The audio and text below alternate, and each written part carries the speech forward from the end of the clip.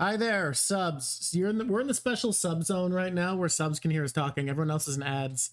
Don't you feel special, Sub, subs? sub. You're hot, you're cold. Yes, you are. Hmm. Uh, it's special sub time. Hello.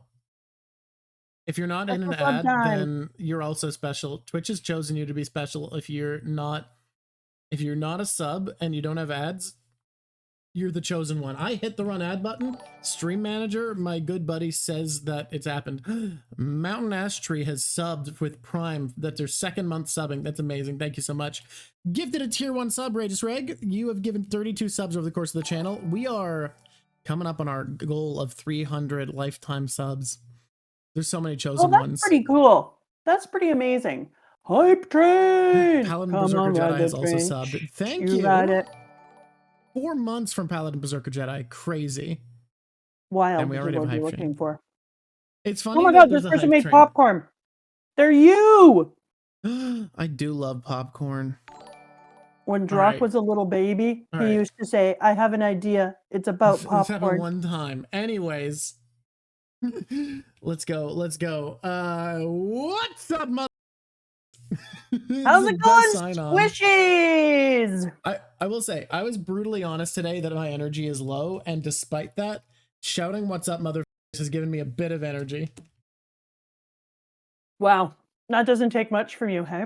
Look, it's a powerful phrase. It's very important. We got another first time chowder from ya boy Barry. Hello, ya boy Barry. All the squishies are out here squishing it up. Squish time. They're gonna need an animated emote. That's what they're gonna need when they have a I'm when they decide telling what they you look right like. now. What? I'm telling you right now, all I want to see in life is my squishies with their own animated emote. Should I do a different picture? Because there's not really like I can't find like a good pose of them with their little stupid hats. Do you want me to take you a picture from my book and send it to you? Yeah, that might be great. Hi everybody. Today we're gonna be talking about Punk Hazard. I've been dealing with stress and insomnia. Yeah, I am quiet and I don't know why. My mic is just quiet today in That's Streamlabs. wild. You're loud as shit in my ear. Well, I mean, that's your doing, but I'm looking at Streamlabs and my mic is showing up way quieter than normal and I'm speaking loudly. So I don't know what's happening. What stage did Yeah. we read to? What chapter did you read to? What a great question. 675. 675. Perfect. Yeah. Oh, I knew that. I want a cookie. What happened to delete your art? Oh, I turned it off one time and forgot to turn it back on. Let's turn it back on. Monetization. Oh, streaming, viewer rewards, channel points. We're getting there. Rewards and challenges. We will reactivate delete your art for everybody so that you can all have some fun. There we go. It's back on. Delete your art. Yeah, no, I am much quieter than she is, and I don't. Hey, hello, Leorve, Leor 5. I'm gonna raise my own mic volume. I don't know, something's going on, and I can't tell what. I'm calling them Leorv. That's what I'm Leorv? calling them. All right. Whoa. Whoa, Jesus God. Whoa, wow. Ooh. You might need to lower your. Wow, that's Whoa. You're a different kind of loud. this. Okay, Streamlabs. People don't like this. Okay, we're lowering it down. We're lowering it. It didn't like that. Nothing like that. Oh, that was awful. Yeah, that was bad. My I'm gonna soul not mess with the like settings that. anymore. Yeah, we're gonna keep it down. Hey, thank you for joining the Patreon, J Philip Photo. Crispy as away. I can't get the mic is the thing is the mic isn't farther than it normally is. So I don't know why the fuck it's different today. Because something always has to be messed up. Something does It's always the have rule. to mess up. Technology doesn't like it when things work well. Walkie-talkie, yeah. That's what it did sound like. That person has nailed it. I'm closer to Vox. As I'm moving through, what do I see? What keeps coming back? You Haberfax. Sanji keeps coming holding back? up Nami's boobies. You know what? That's the pick, I guess. No fucking way. Look, you said that's the image you keep coming back to. Clearly, it has No, to be every time I that.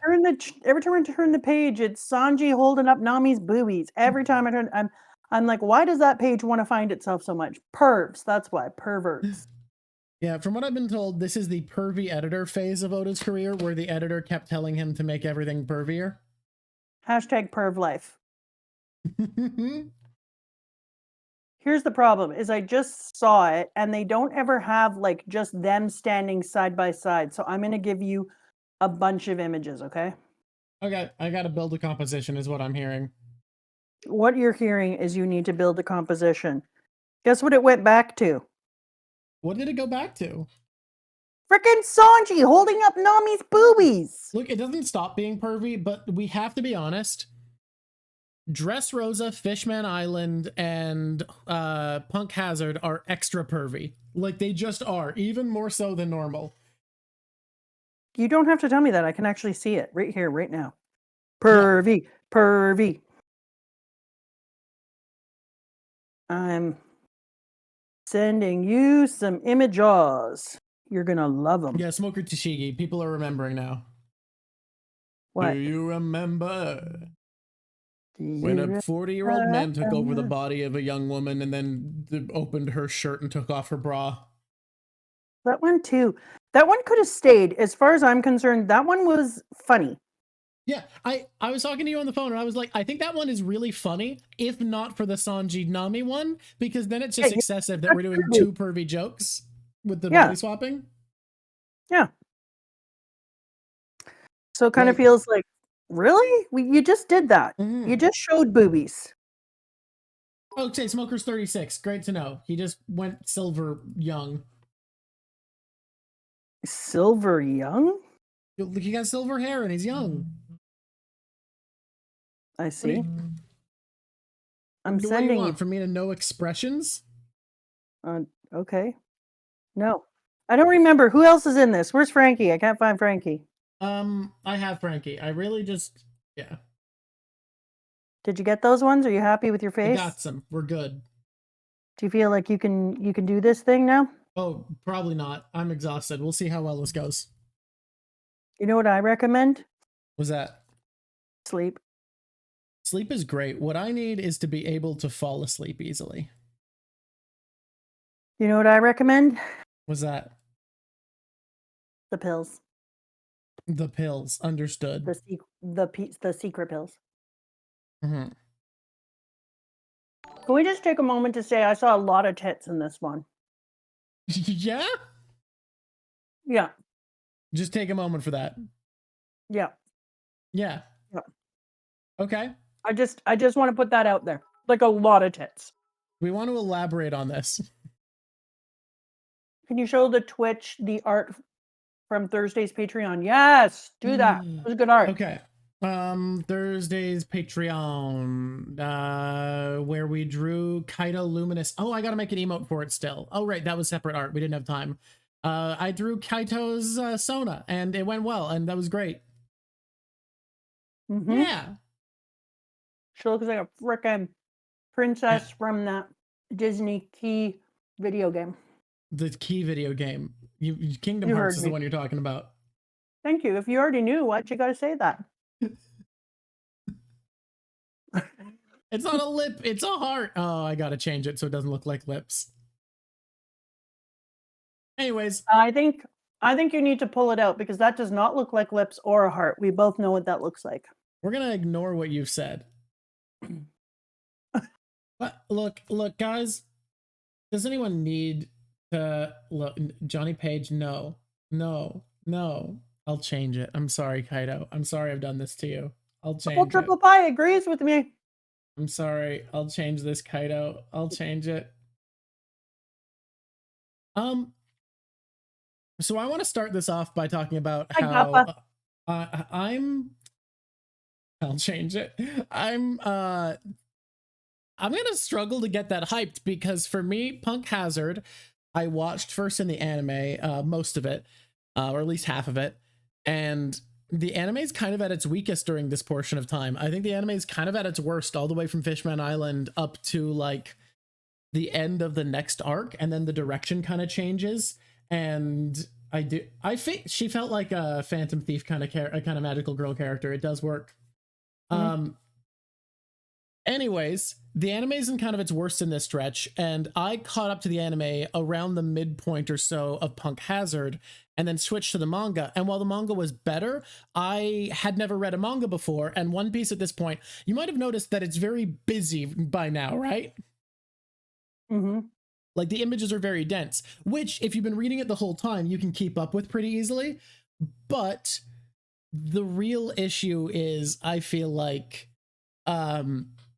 if you're just starting to read manga and have never read a manga before and aren't like that comic literate, it's a lot to learn how to read. So I actually was struggling to get into it, and then went back and read some more so I could get used to it, and then read weekly for the next arc. I actually caught up at the first chapter of the next arc, which means my exposure to Punk Hazard was really choppy and weird and across two mediums, one I was unfamiliar with and one that's just kind of not good.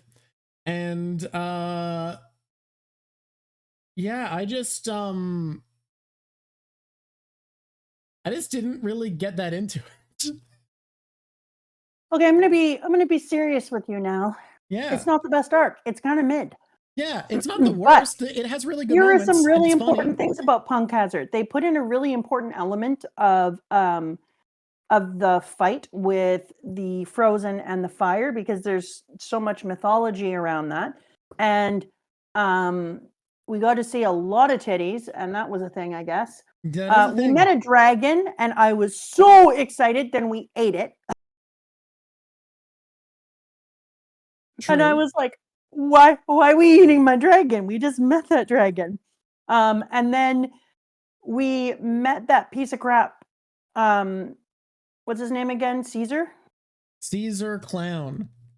I hate him.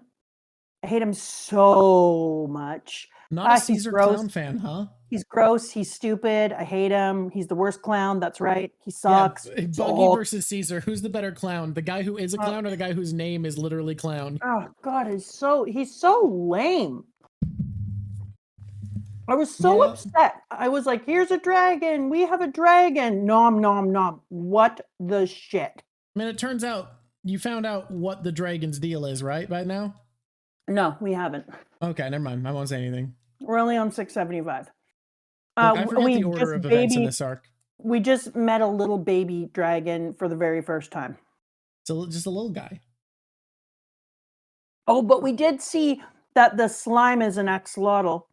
So now I know why some of the squishies wanted to be an axolotl. I think people just like axolotls, but the slime is an axolotl also. Oh, but axolotls are amazing. But it is, if you wanted to go the axolotl route, an axolotl that is a slime is a very squishy axolotl. It's true. There is a person here. Smiley is probably the best part of this arc. Yeah. Oh, other than the most important part of this arc, which isn't in the arc. I agree that, okay, true. Do we want to start there? Do we want to start with what you almost had me draw before I said it has to be in the arc? It has to be part of Punk Hazard? Was such a rude kid. Such a freaking rude kid. I was like, I know what I want to draw. And Drock was like, oh, you do? Okay, what is it? And I was like, Bon Clay. And he was like, no. No, it has to be in the arc. I disagree. Bon Clay deserves his big freaking full page. I mean, it's Bon Clay. I'm glad he's alive. It's good. I'm happy for you and happy for him.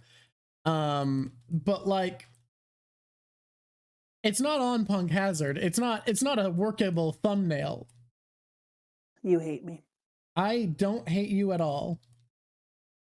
I was so excited to see him. I swear to God, I just stopped and did a little run around the house. The boy needs pets. All right, let's see about this. Let's see about this boy. Subscription, Machiavelli, Klimt. Oh no, the boy's webcam is broken. The boy, you must wait. You must wait, the boy. I know. Thank you for the shake of paw. That's very polite of you. Thank you, Dark A. That's what I said. Thank you. No. Lots of people disagree, though. Lots of people agree with you that it should just be Guys, terrible news. Dog cam is broken and I can't fix it the way it normally gets fixed. Remove We're back to we're back to the trust world where you just have to trust that I'm petting the boy right now. It crushes my heart. Drock from the show? No. Bon deserves better. Bon will get a drawing. I'll draw him some other time during a not main episode. Oh, come on. All right, I have to go do push-ups. That makes sense. You did refuse to give me Bon Clay. I'll be back. I'll be right here hanging out with squishies. Ah, onto the ground. How many people here do push-ups? Well, you can't answer me. You're down there doing push-ups right now. Now I can't ask that question. I'm super interested to know how many people do push-ups with Drock. Okay. Hello, Calico. But hey, that's the. Wow, my brain is broken. It's Cricket. Cricket's here. Cricket is here. We done did it. Okay, so not only is this arc kind of mid, but there's parts of it I love. This person named Japanese Jim inside of the because I went to look to see if there's any I'm taking questions. Someone gave me a treat a minutes ago and I didn't notice, so Belle's gonna come up here. And I love it. But this person wrote splitting up Punk Hazard, and then they put, I just rolled my eyes so hard I think I'm having a fucking stroke. Well, okay, let me talk about it, all right? We came up with a policy as we entered the post-time skip era, and are we doing it because we want to extend everything? No, but the policy we came up to, oh, we have internet issues? Fuck. Oh, well. Hopefully it gets better. The policy we came up to was, thank you for the sub. The most we felt like we've been able to have a really good conversation about was 33 chapters, and this arc is 45 chapters. It felt like, could we have talked about everything? Probably, but we're trying to stick to that policy. That's the only reason why. I agree. Do you want to hear what I wrote him? What's that? I said, Japanese Jim, that's very serious. Please seek medical intervention. I'm a twitcher, not a doctor.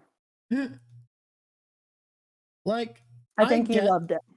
I get that people want it to move faster, but I don't know. It's wild because I used to watch read-throughs and I was like, why is everything being split up? Why can't you just wait and talk about it all at once? But I realized if you're trying to, everybody wants Bonchan. Someone put 580 channel points into extra votes. That's great. Oh my god, that's amazing.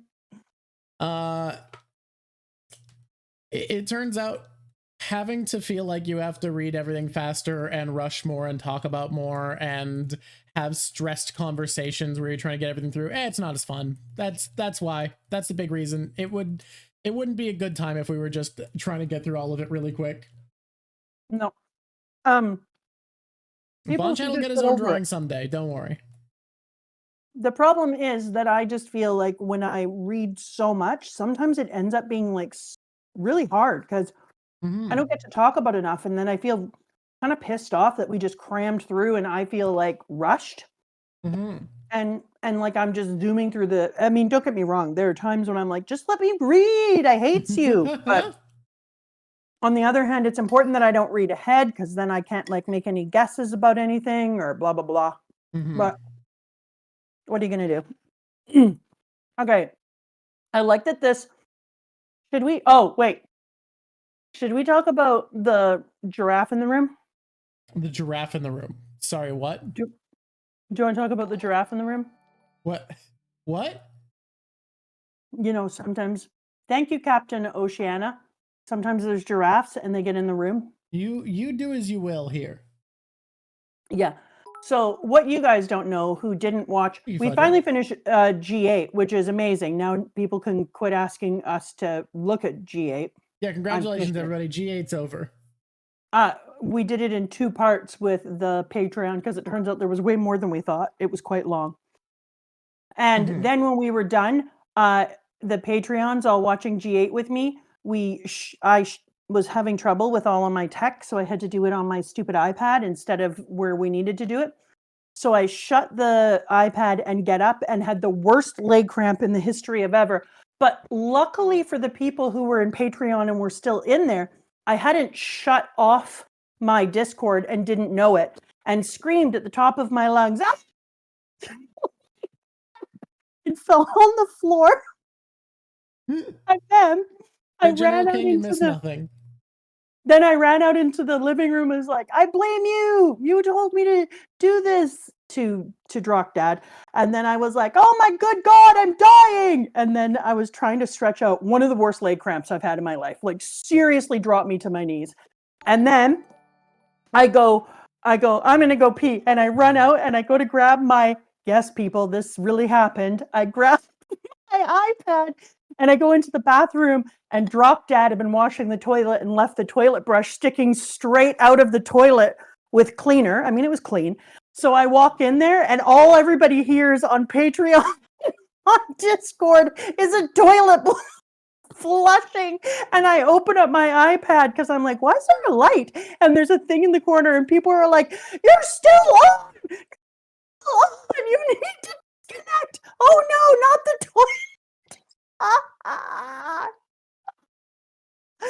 I have never been so grateful that your dad didn't take a toilet brush out. It's a thing he does. He does that like halfway through washing a toilet, kind of walks out, gets bored, and doesn't finish it.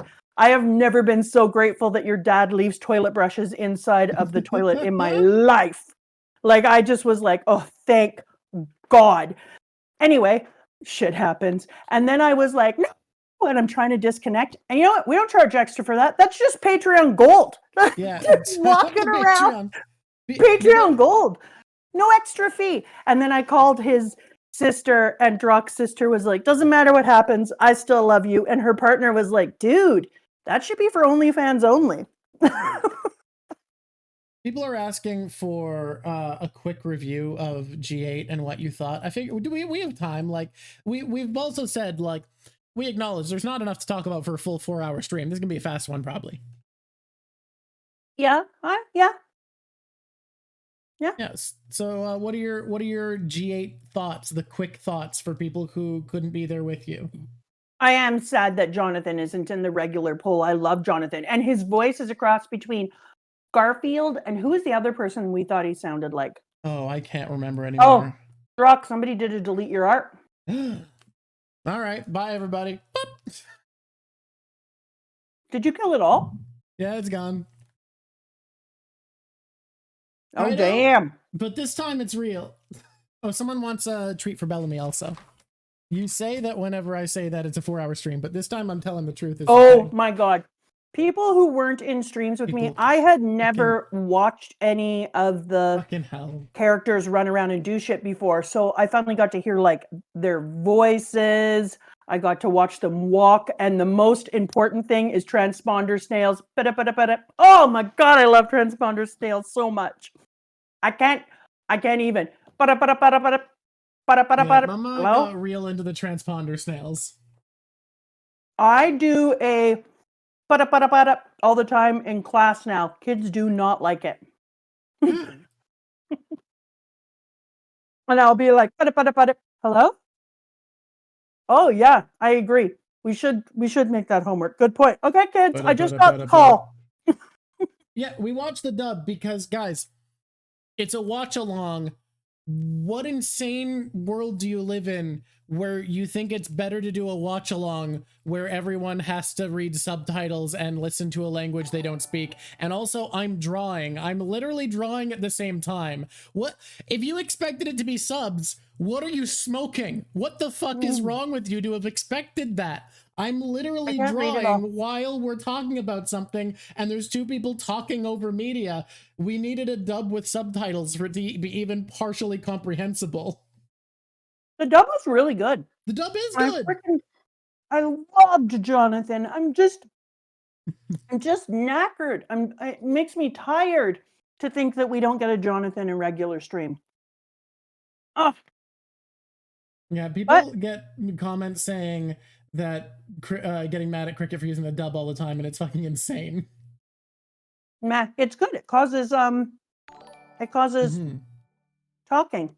Thank you, Curdy Dan. Person who's saying that the dub is awful, fucking fucking shove it. I'm done with this. I'm done with the discourse. Can we stop this?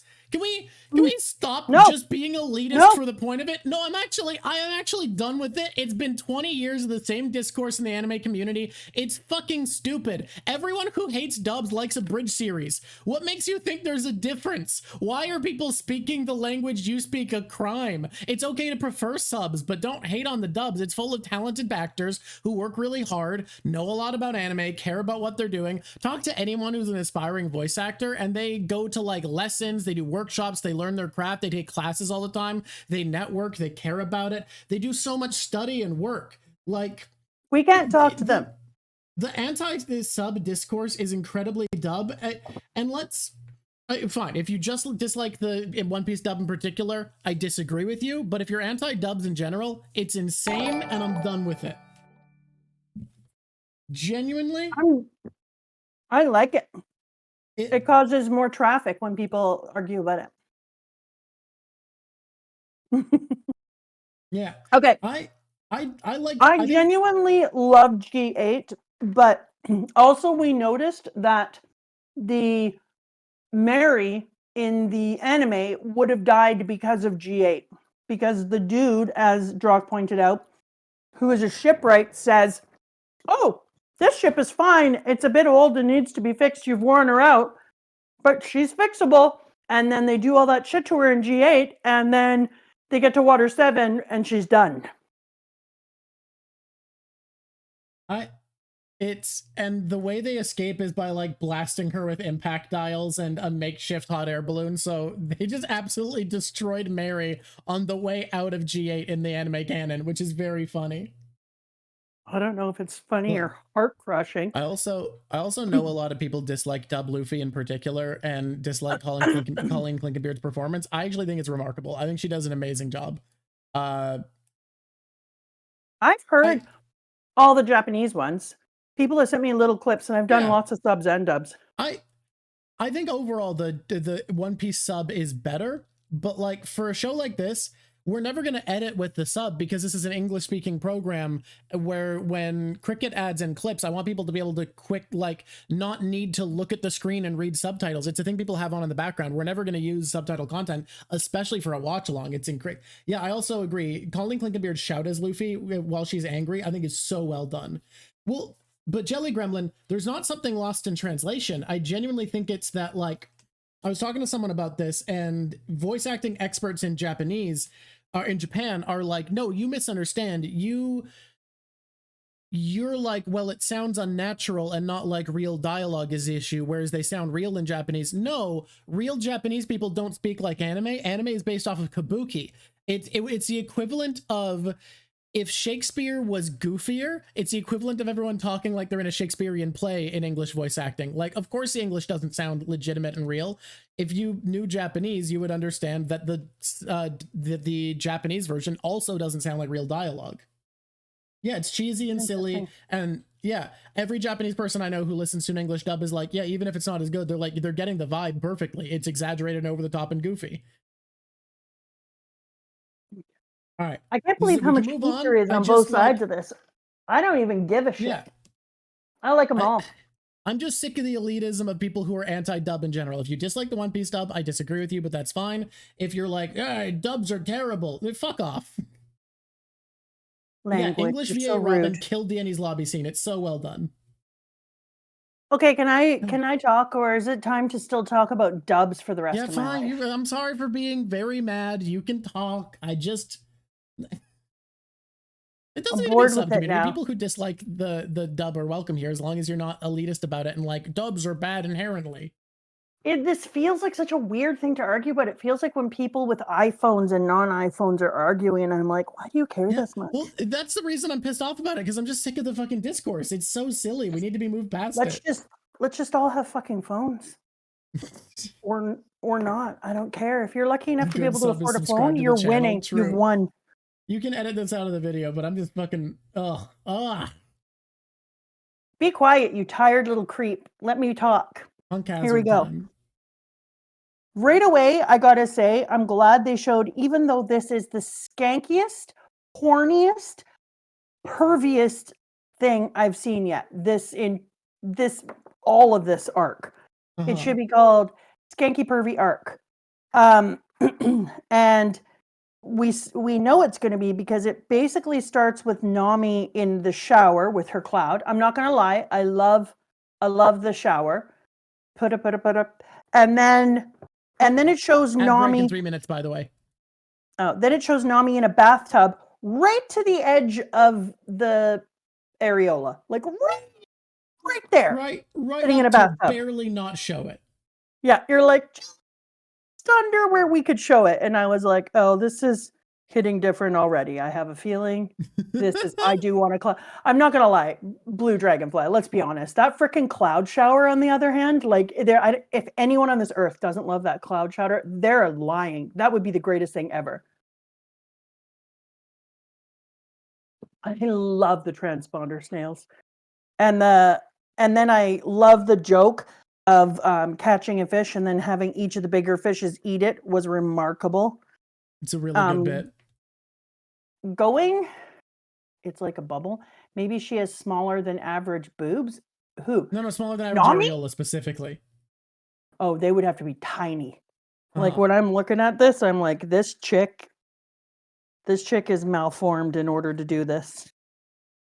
I mean, you can already look at her proportions and say that she's malformed. Oh my god, you got a ringtone that is transponder snail? We mentioned that when we were doing the watch along. But can I get it, or is it only for people with not Apple? Because that would be a reason to change. I know that it's easier to do custom ringtones in Android, but I don't think it's exclusive. I want that. Because I don't know if I've mentioned this. They're the cutest little bastards on this planet. Put up. So good. We're all about this, huh? Oh my god, I didn't know they were so cute. I had no idea. When all of a sudden they showed them talking, I thought I was going to die of joy. Okay, we're making a deal. Okay? I'm drawing Bon Clay, and what that means is we need to make this short enough that it can just be one video by combining both streams. That way we can have Punk Hazard related artwork as the thumbnail from stream number 2, okay? Are you shitting me? Are you really drawing my Bon Clay right now? Yes. People did delete your art, and then everyone shouted at me that I had to draw Bon Clay. I am so fucking excited right now. I just swore. That's how excited I am. All right, squishies, we're getting Bon Clay! There's an ad break in some amount of time, but my wireless monitor fucked up. Yeah, for like 20 seconds. Ad break in 20 seconds. During that time, do we want to talk quickly about, about our thought about how Bon Clay survived? Yeah. So yeah, I said when it happened that I thought that he could have survived. I was like, the only way I could see this happening is if maybe at the very last second, blah, blah, blah, this person came up and they started to fight and he snuck away. And then you said the exact same thing. You were like, it would have had to been that Blackbeard came up just as Bon Clay had just been caught, and then Magellan was forced to deal with Blackbeard. Yeah, because like the anti-poison man had left. The dude with the antidote is with Blackbeard now, and Bon Clay was in a small room with the poison man. He should be dead. Like, there's truly no world where that scene didn't get interrupted and he's not dead, and we know Magellan was badly injured because of Blackbeard's escape. And all I could think of that justifies Bon Clay somehow surviving is Blackbeard showing up and fucking up Magellan before he could do anything.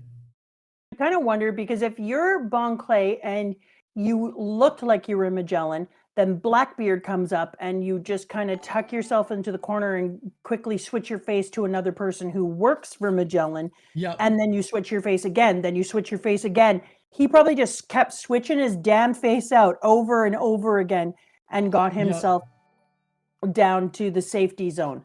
Oh, we know there's an ad. That's why we switched to not talking about Punk Hazard for a sec and just talking about Bon Clay theories. Yeah, queers never die because they have an uncanny ability to find a way to live. And I think this was his uncanny way to find a way to live, is that he would have been saved by the bell. I mean, it's rare that you're saved by Blackbeard, I'm not going to lie. So he's saved by existence of All Blackbeard of Blackbeard's crew from Impel Down were saved by Blackbeard. after they killed the other people inside Yeah, of they were their. just saved with an asterisk. So anyway, and then after he got saved by Blackbeard showing up, he could have just kept switching out his face and making his way down, making his way down, making his way down. And the idea of in Impel Down, the new queen of the court being Bon Clay makes me just, God, it is every little bit of my dream come true. I hope we get to see lots more of him. It's kind of funny.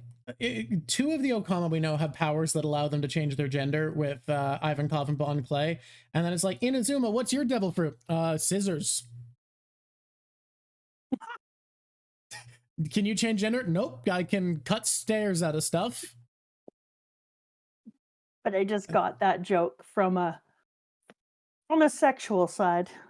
I mean, you can put it that way. Kind of funny though, don't you think? It is still a gay joke. It is true. He can change gender once. Oh, so good. He can gender neuter.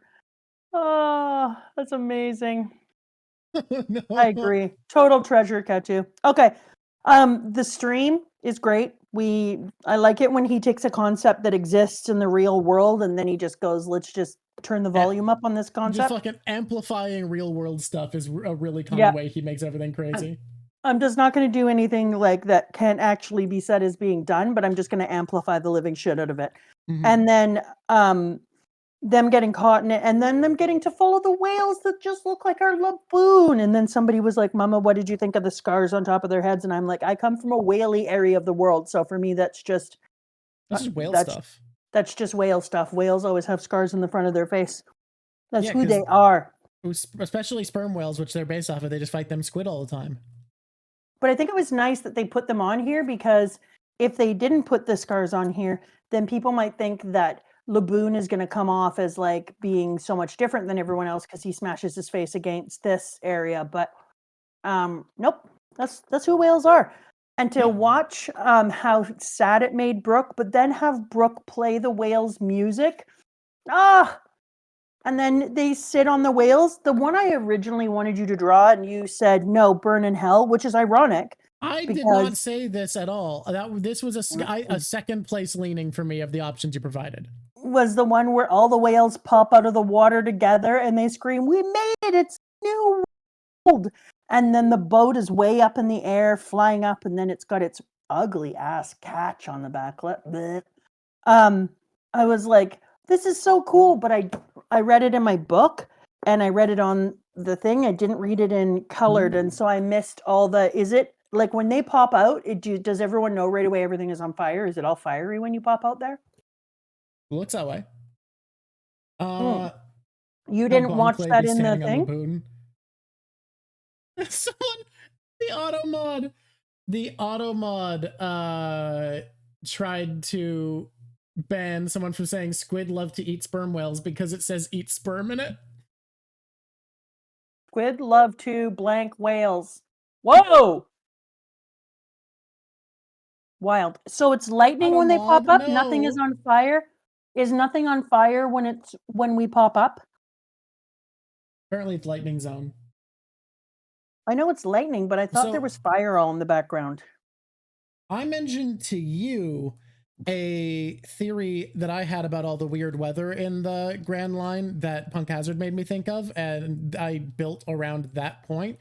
I do want to quickly mention someone said something very cool where the whales and their scars made them believe that the red line can't be natural because these whales are crowded. And this is me now. That's what they said. I'm extrapolating and saying that maybe what they're thinking there is that if these whales are all right by the red line, it's because they're bumping into it. It interferes with their natural migration. That's why they're clumped up right by the red line. And that's why they have scars on their head, because they're trying to migrate and they keep hitting it, which that's a very cool idea. Okay, so I'm glad that they said that, because in my theories of the thing, I was like, one of the things with 100 years, in my opinion, that's missing is there should be no red line. That should go away. Interesting. What made you think of that? Okay, well, when I'm looking at the way that the Do you remember when we talked about why is it that nobody really moves around? Because they started to talk right after Marineford about how the populace is been moving around so much and they don't prefer it that way. Mhm. And I was like, why are people? And then you were like, well, yeah, because they've only got the train and they can move in between a couple of islands. And I was like, yeah, but the government is able to move everywhere and they're not. So I guess that marinated with me. Yeah, the government is able to move everywhere. The red line doesn't interfere with the government Because they at have the all elevators.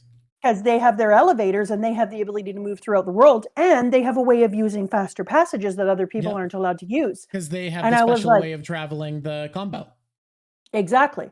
So I was like, you know what? It feels to me like that the red line came up within that missing century because how do you make sure that your populace can't all come together and understand what's taking place and move from place to place and be able to move people as well as ideas and have them not filtered just through news coups or whatever else? Well, you get rid of the grand line. And so it feels like the red line is made as part of that 100 years in order to divide the world and to create the craziness that is in the place that we are right now. And then you create these weather patterns and these things that actually keep people from making it from island to island to island to island. And I was like, for sure, it feels like this is wrong.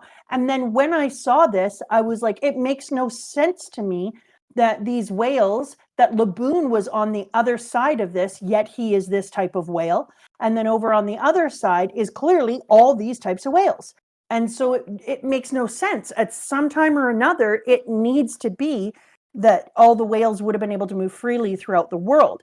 And why would you do this? Does it have something to do with the Neptunians? Because they do say that there is a calm area where only the Neptunians would go and da da da da da. So now I'm starting to wonder about whether or not these are just created things and they're part of the missing 100 years in order to make it so that people are more dependent upon the government that's there.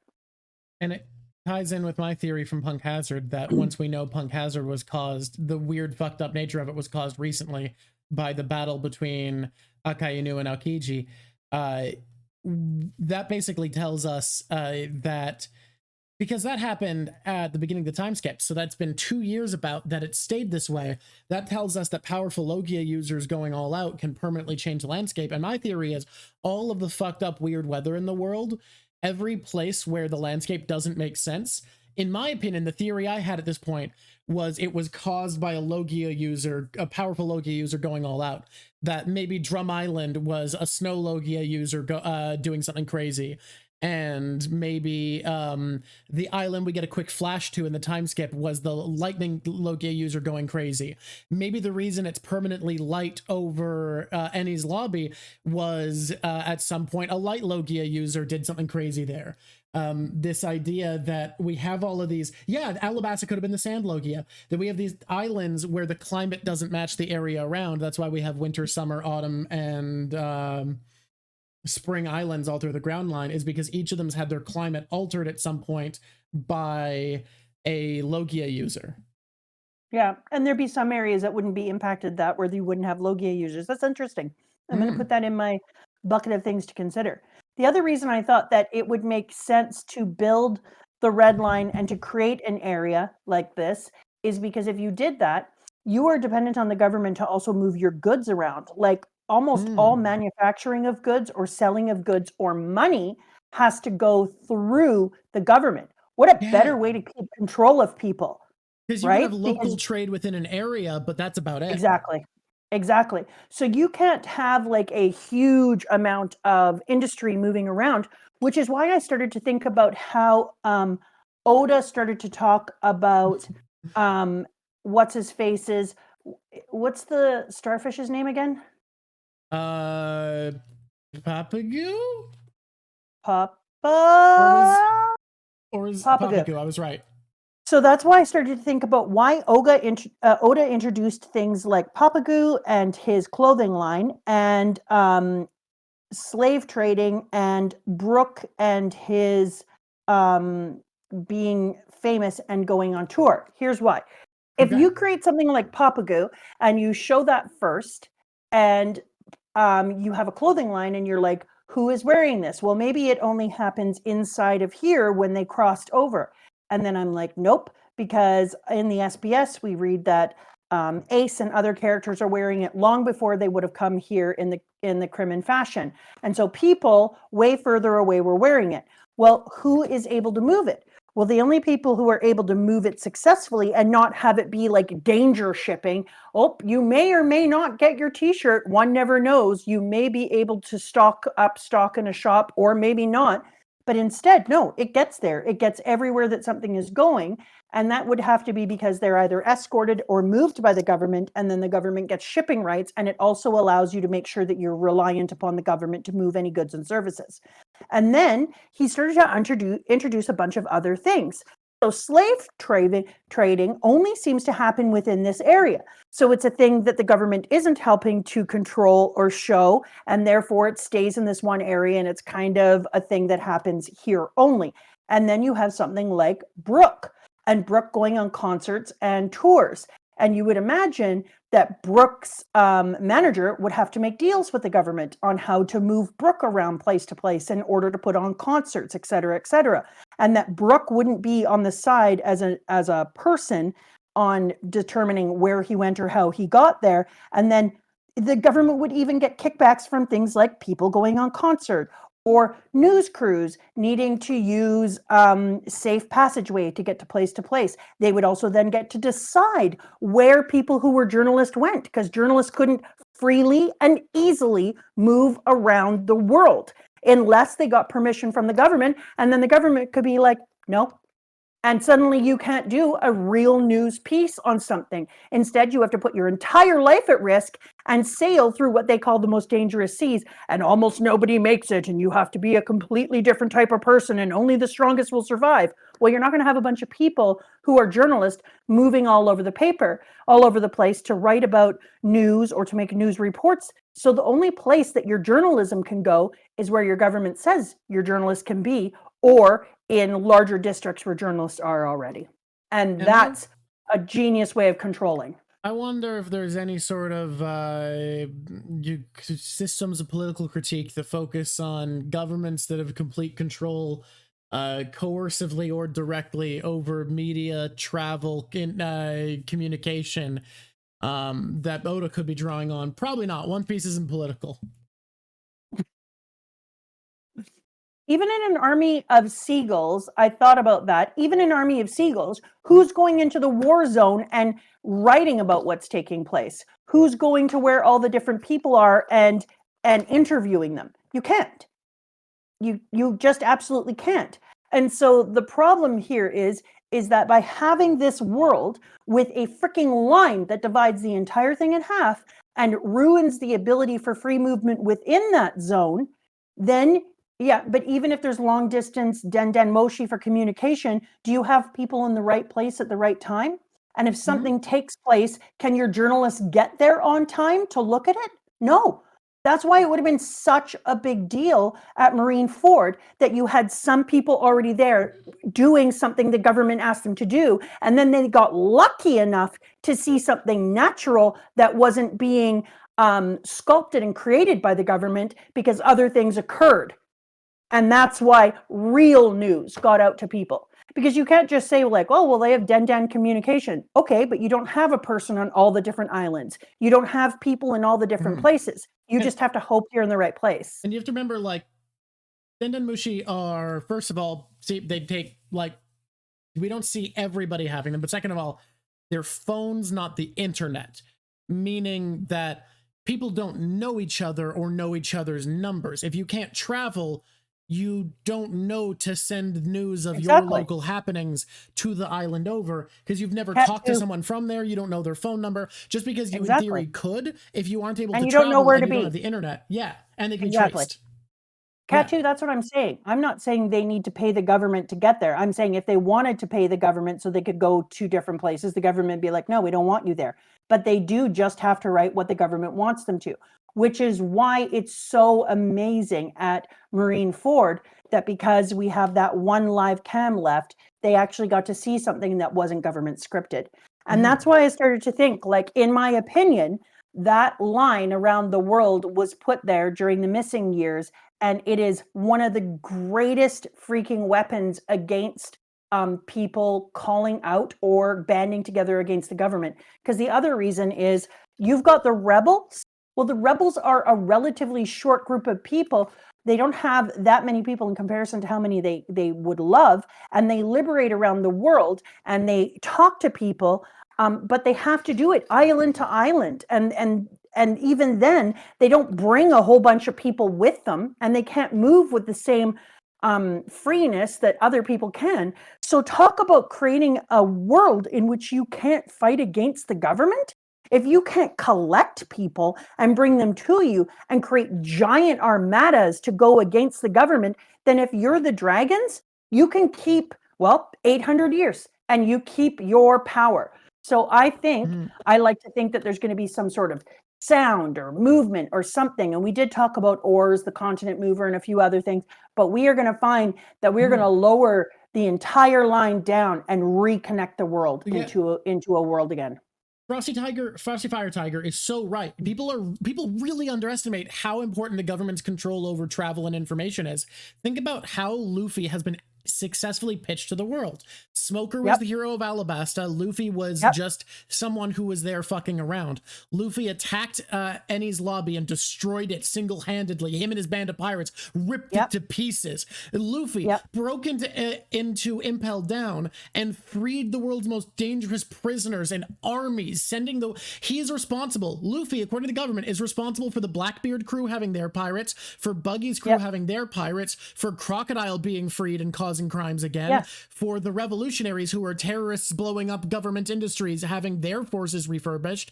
Luffy brought 4 groups to power, and he didn't really do much of that. He helped free a few of those people, sure, but it was a bunch of different forces. But because the government's in charge of how narratives work in the One Piece world, it's a very different story to people within the world than it is to us, because they have this level of control. Exactly. So this arc in particular is when I started to think about the red line, because I've been thinking about it for a while and being like, okay, this and this would be true, and this would happen, and why do we have the red line there? And here's how I would use it if I was the government. But then when they started to say that Luffy's crew and the pirates who were at Saboti are now, and apparently Blackbeard, who I think looks like 55, are the worst generation ever, I was like, genius. If those who control the news control the power, and if you manage, and this is why I think that this story is so interesting here, because by controlling what information goes out, you can control how people feel. So it's not only like Oda said last time, where he said, whoever wins not only decides who the victor was, but they decide the spin on it. But you also control the way that people feel about other people and how they will react to you when you get there. So we've said time and time again that the biggest thing that Luffy has as an advantage, and the government couldn't help but notice that at Marineford, is everywhere that Luffy goes, people want to be on his side. They want to support him. They want to be part of it. He has the ability of charisma to pull people towards his side. How do you counteract that? You send a narrative out ahead of time that says Luffy is the leader of the shittiest generation ever. And now when he goes somewhere, he has more that he has to get over with people. Not only are you a pirate, and there's a whole feeling about pirates and who pirates are and what pirates are, but on top of you being a pirate, you are the leader, or the ultimate, not penultimate, my bad, sorry, of the worst generation ever. And so you control the narrative of how people see people when they go there. And yeah, it's not going to stop people fully, but it is a narrative and a spin. And the government is deciding how people get to know their information. This is super important, because governments in like World War II, World War I, Boer War, all the wars throughout time are constantly trying to control the media. Controlling the media means you control the populace opinion, and it means that you can make the media and the people feel more positively about your government and more positively about how you're being ruled. And so when you think about the way that they have a freaking chain grip on communication and information, and Nobody can move throughout the world on their own in the way that they want to. You've just got to high five that as a plot. And so I think that we are eventually going to see the red line fade away into nothingness, and the whole world will be reunited. What's interesting is about this time is when a really popular theory started to come out. And I told you I'd talk to you about theories that existed at the point you're at. And it was based off of the prophecy from Charlie that Luffy would destroy Fishman Island, that Luffy will destroy the Red Line. And the reason that theory came into prominence was it also ties into the All Blue, because it would connect the seas if Luffy destroyed the Red Line and destroy Fishman Island and create the All Blue. Yeah, I love that. Because when you're talking about the All Blue and you're trying to imagine a place that has every single possible fish and it doesn't really make a lot of sense unless there's a place where there's an opening within it and there's an area where all the different oceans get to converge. And it would make I hope there is. Holy fuck, that ties into the Red Line being artificial. Because there'd be legends of the All Blue from when it did used to exist if the Red Line was created. Because otherwise, why has nobody seen it yet? The All Blue, nobody's talked about it, but they've talked about getting close and blah, blah, blah. And so, yeah, 100%. So I think we're going to see Luffy and the gang destroy the Red Line 100%. And I think that it was put there as a way of controlling information, controlling movement, but then you can also put different people in charge of areas. You can say, you're in charge of the East, you're in charge of the West, you're in charge of the North, you're in charge of the South. Don't F this up. We're going to let you be there and help to guard it, bring your armada, do what you need to do, and then you put yourself in an area to get to Saboti if you're not from there, and if you're from the wider world, to get to Saboti, the amount of freaking effort it takes, or any of the other areas where the dragons are. So you're not going to have average everyday people be able to come after you because they can't freaking get to you. It's almost impossible. And so you create a safety net for your elitist of your elite. Well, people are saying, how would they destroy the Red Line? Punch it really hard. Mama last episode did predict that Luffy, now that we know that the weapons can be people, Mama believes that each of them is a human component, and that Luffy is either the human component to a special fourth weapon that isn't known about, or the third weapon, Uranus. Yeah. I either think that there's going to be 3 and then he'll be the 4th, or I think that he is Uranus. And I think that all the different weapons together are going to be able to take the Red Line down. All right. Red Potato said something really important, which is, I feel like Mama maybe didn't like this arc that much, given that we haven't talked about Punk Hazard at all yet. No, but it was because of this arc that when they were talking about the worst generation ever, that I was like, you know what? That ties all my different theories together. I'm into the next book. We're into 67 now. I have books, everyone. Hey, everyone. Thank you for my books. Everyone, thank you, patrons. Mama loves her books. I love my books so much. I went online and I bought a book holder. It has a zipper. Effects, no, this is a 3-hour stream at most. Sorry, you keep going. And it's an amazing little zipper compartment, and it's the outside of it is velvet and the inside of it is satin, and it protects my little books. And then when I go to school and I open it up, I can't tell you how many times I've heard people be like, "Are you reading One Piece?" And then I'm like, "Yeah, I am." That's so NBD. good. It's absolutely awesome. And then one day, Drock and I are going to read Berserk when we're done this. We're going to do some other things around this, but we're going to start Berserk. Boy, oh boy, those books are beautiful. I am a pusher. I'm out here bringing One Piece to the world. So I just wanted to say thank you so much, everyone. I cannot tell you how much I love my books and the smell. Does anyone know how good these smell? Everyone, every time you say you're going to read Berserk is like, oh God, oh fuck, oh shit, oh God. They're called sufferers. I remembered. People who read Berserk are called welcome newest sufferer or something. Yeah. I'm a little nervous about that. I'm not going to lie. Okay, all here we go. Is it's about struggle. It's about the world's worst man who's very pretty and the sad badass guy who hunts him. That's what I'm aware of. All I know is that there's a campfire. You had me at campfire. There is a campfire. Somebody said that they're all sitting around a fire and having this conversation. Sufferers. Okay. I know. I already said that again. Okay. And I'm here for things that happen around a campfire. Okay, here we go. The cut up, I haven't finished with the cut up samurai yet, but I really felt like this arc has really reminded me a lot of the arc where we were in Thriller Bark and we got to meet Brooke because it's just filled to 675. It's just filled with frickin' jokes. This whole thing is like joke, Ad joke, break in which 3, is by the way. It's and that's the thing about it. I feel like a lot of the arcs that don't feel as huge still have a lot of great moments and also have such good comedy. The jokes are great. yeah. We met the Yeti Cool brothers, and they're cool, They're but they're kind they're of not my favorite. underwhelming for how set up they feel. That's what I felt like. I was kind of pissed off because I was like, you spent so long setting these bad boys up, and then to let them down. Punk Hazard is not the best arc. It's one of my favorite because it's parts of it are so silly, like how it introduces the adventure crew of Luffy, Zoro, and Robin Usopp, and the three Straw Hats and the Strange Wavelength, and then Closet Man, and then we get Law's whole reintroduction, the speed room. Yeah, I don't disagree, but I Yeah, there's a really lot of felt cool stuff. like this arc is really about comedy and just hanging out. Although comedy while stealing babies and turning them into giants. Yeah, drugged up babies are part of the comedy arc.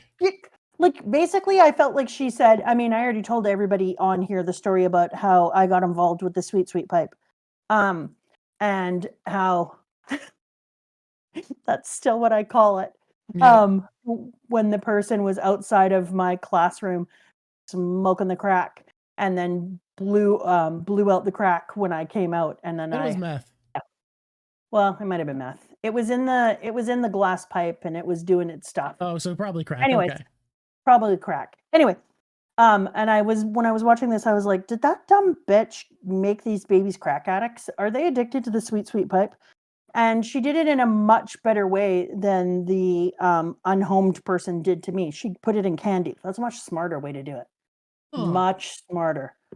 Because not everyone is going to be stupid enough to breathe in and shock when you blow out your crack. Yeah.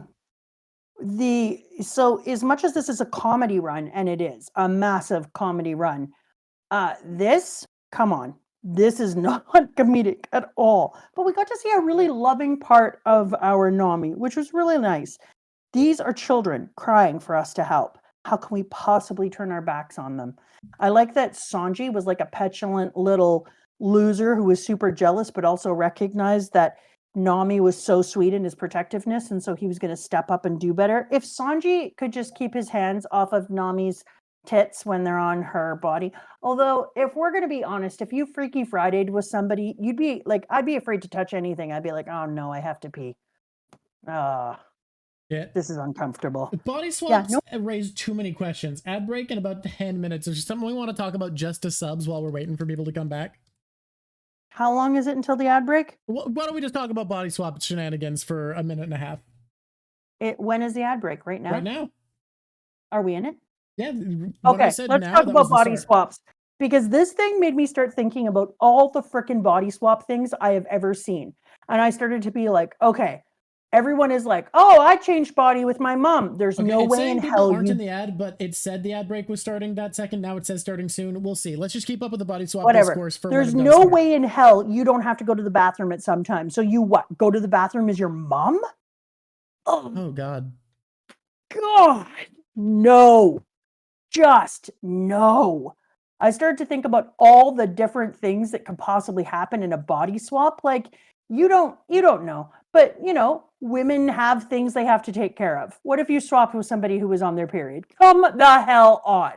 That is so uncomfortable.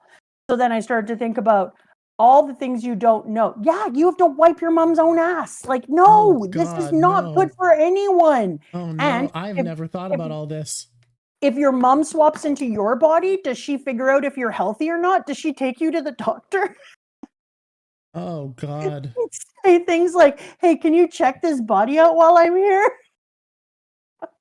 I started to think about all the things that we never think about. Now, I would love to do, at minimum, I would love to write a Saturday Night Live skit or a what's it called skit where we body swap and then someone's like, I have to go pee. And then the person's like, go pee. Dude, I am not peeing out of my mom's body. Oh no, god damn. Oh God, it's so awesome. Or like, We're actually in hey, the ad break. It delayed from when it said it would. It likes to surprise us, apparently. and you have to wipe. So you just got to hope that you own a bidet, and then you got to be like, please God, let me out of here. I will do any.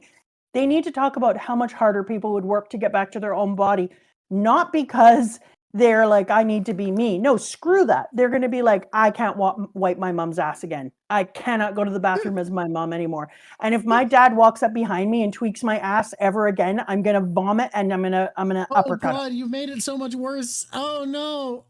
Yeah, exactly. You're sitting there, you're sitting there and you're Oh outside and no. you're gardening and your dad comes up behind you and smacks your ass. Oh, Oh God, god, no, fucking shit, no. no.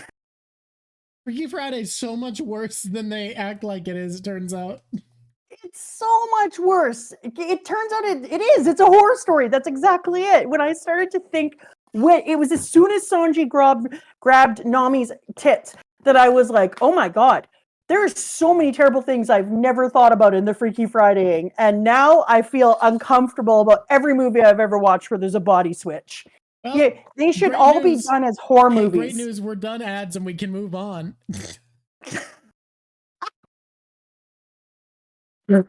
Punk Hazard is the ultimate in horror stories.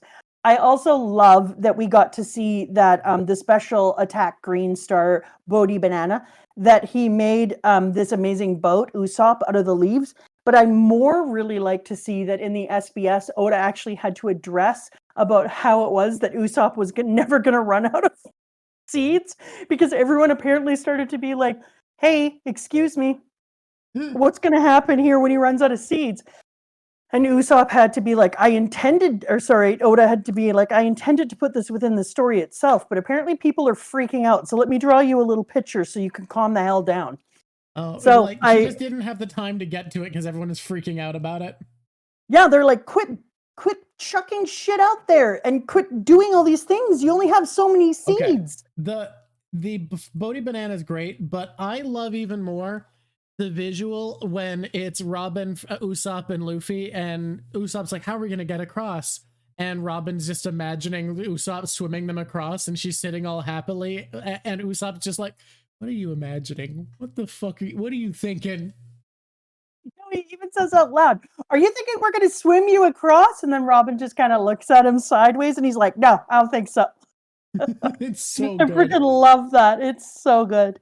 And Usopp is, your Oh, wife I got said, and I quiet? quote, My audio's your quiet now. Oh, whatever. your wife said, and I quote about Usopp after the time skip, he really gives off daddy vibes now. Yeah, she did say that. That's true. Possible origin of Luffy's name is sailing term luff, the noun of act. Then it'd be luffy, wouldn't it? The ship, never the wind, a verb to turn ahead of ship towards the wind. I kind of like that. I really do. Look, or have you thought about he's got a fun name? Luffy is one of the best names in the history of naming. Did you see the place where they froze all the other people and they were just a horror show of frozen people that the I children had walked through? It's so great. It's so great them coming across being like, "Oh my god, it's cold on this side." And then being like the pirates show up and they're like, "We're going to stop you." And then the pirates are like, "Why are you looking at us like that? Why are you looking at us like And you're they didn't really excited that we're here to stop you?" take all their coats and shit. Thank you, Dark Wolf. Thank That's you, Dark Wolf amazing. I 93. love that. No, but don't move over this. There's a whole room of frozen people, and the kids literally say here, "What's wrong, kids? We went through this on the first day we came here. You did? Then it must lead to an exit. I know it's cold, but you can handle it. But look around." They say, "At what? Doom. Huh? What is this?" Yeah. And there are just frozen humans in the floor, in the Wait. ceiling, in Wait, the wait. walls. Maybe the people who fucking rant constantly about parallels are right about something, just insofar as this arc is a lot like Punk Hazard, weirdly pervy and uncomfortable ways, makes you Yeah. look at it lowers Sanji stocks a bit, has great comedy, and all of that is contrasted to insanely creepy, scary shit. That's actually super true. Hey, who said are we just going to not talk about the dragon? What is there to talk about? We meet a dragon, Luffy eats it. Mama was so excited about the dragon, and then it just gets owned and eaten, and she Let me called just to be tell like, you about "They this ate dragon it." moment. Here's me. I pick up the book and something happened to me that never happens because I'm reading in a book now. I Yeah. now also have a bookmark because I've discovered I need it when it's a manga so I That don't makes get sense. spoiled. I open the book and I'm trying to flip to my page and I see a freaking dragon in the future. And I squeed out loud. It sounded like this. And then somebody in the room with me was like, Well, what what's was great that is about? Discord didn't pick that up because squeeze are not human sounds. So imagine it went like this. Oh, Discord cut it can off bite again. me. Sorry, you're not allowed. You know what, Discord? You rat bastard. My squees are known to bring joy to people's hearts. Allow people a squee.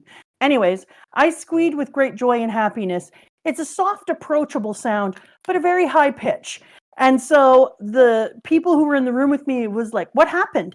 And I said, there's a dragon. There's a dragon. I just saw a dragon. I can't even believe it. I'm so excited. I gotta go. I have to read. And then I ran off to read and I was like, do, do, do, do, do, do. And then I got caught up in shit. And I had to do all my filming. And I was like, I just want to get back to my book because there's a dragon. And I was so upset. And then I finally had time and I sat down and I started reading. And I was like, oh, dragon. And I'm reading all about the dragon. And then on the next page, dragon is food. I have no words for that. There was a full minute of complete and utter silence. I was so pissed off. I sat there staring at him eating the dragon and was like, are you straight ass? And I know that when they got to the island of dinosaurs, they had a Tyrannosaurus Rex right away. But I have been waiting for this dragon for forever. And he ate him. Yep. Oh, I'm so mad about that. Anyways, there'll be another dragon. It will be much dragonier and we'll get to see it more, but I will always know that the first dragon that we met was eaten. What are you thinking about our next dragon, other than the little one, obviously, who we met? What's the important dragon going to be like? I hope it's going to be dragon, but because of Sanji being something special, calling himself Mr. Prince, and having his crazy freaking leg that's able to withhold. Oh my God, you guys! I'm so sorry you can't see out my window. Then Beautiful Charlos is kind of the mossy, first dragon, true. beautiful mossy rocks, absolutely stunning with tiny, tiny raindrops that have made an incredible rainbow. Aw. Outside my It's a window beautiful is thing. the sky. It's normal looking. All right, here we go. Here we go. I was so pissed off about the dragon. I'm hoping that it's dragon, but if it's not dragon, it's not dragon. But I want it to be big and blusterous. And I Have you wanted to. considered that the person you now believe to be the blue dragon in your directions is a dragon, or do you feel like you got to be dragon is a dragon? I don't know which one it is. Like, can it be the blue dragon? Be the blue dragon? That would make me feel so happy. It would make you feel pretty vindicated, probably, but It would, but I want it to be a full dragon, just yeah. like And like big blue, like Shanks, indigos, shimmering colors of blue. and Shanks, from what we know, not a hawk. You don't know yet. Or bird? I guess just bird. It doesn't say a specific type of bird. I want it to be gorgeous and blue and shimmering and like be so full of presence that everyone is like, quiver, quiver. Ah, dragon. And I want it to not get eaten. All right, so our request for the next dragon: big, blue, cool, not eaten. Shimmery. Are we talking a Western dragon or an Eastern dragon? What kind of dragon are we Well, thinking? if we're a Western dragon, it's going to be a dragon that's all about water. And if it's an Eastern dragon, and if it's an Eastern dragon, it's fiery. But isn't that usually opposites? No, the Eastern people believe that dragons are all about water. Yeah, you said Western was water. Oh, my bad. That's what I meant. And Yeah. so if it's a blue dragon, like it feels like it would be like floody water misty, except for because blue and because water. Yeah. But blue is also just spring in Eastern culture. So I don't know. Okay. I'll think on that. The dragon notes have been taken into consideration. The cut up Yeah, dude is the vermilion bird for Shanks was what Mama decided on account of his name is red, and Mama figured Whitebeard was the white tiger on account of he's white. he's a whitey. He's a white beard. Mm-hmm. And then the black turtle is Big Mama. On account of round. And black, and the turtle is black. And when I met her, she was laying on her side and she was just a big you don't black know what shape. color she is, but you know her silhouette. She was introduced in silhouette. Oh, that's not how I met her, because I met her in the book. I thought the book introduced her as a big silhouette. Yes, but she's black. Yeah, that's what I'm saying. Oh no, in the thing, you see her face and her eye. Blackbeard is nothing. He's dirty. A dirty bird. He's an intruder. Hello? Yeah. Answer the phone. Yeah. Oh, okay. Catch up. I made the picking up noise and you kept going better. Make a better picking up sound. Hi. Yeah, I think we should move on. All right, let's move on.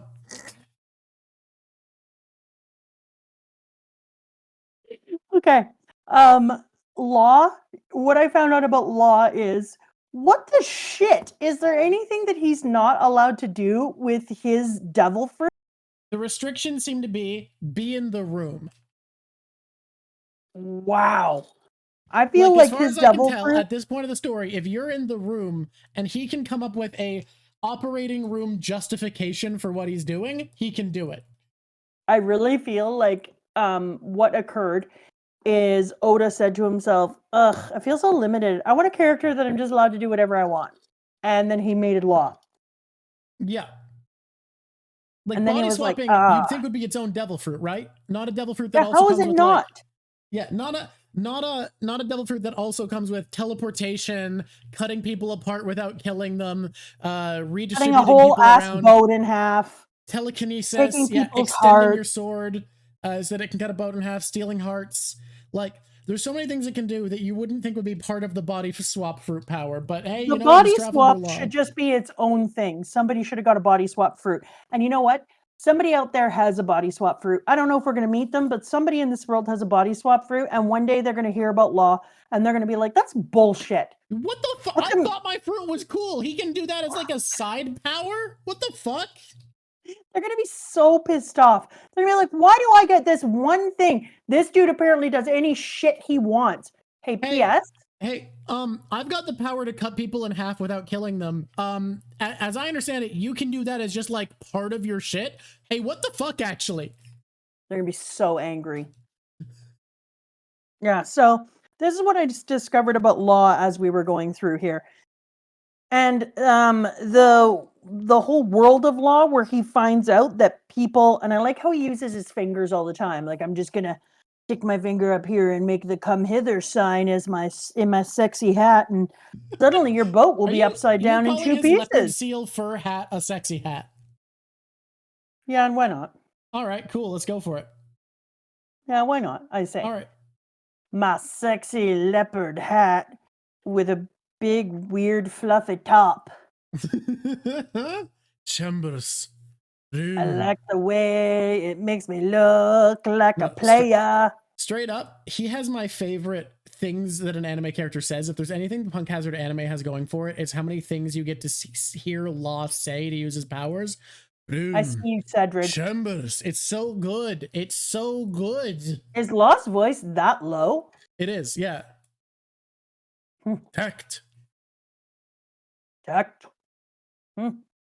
Fascinating. Yeah, the way he says room is so good. I fuck room. It's good. I'm wearing sexy hats. If in English, he's voiced by Matt Mercer. I'm doing an impression of the Japanese guy because the dub wasn't caught up when I was watching.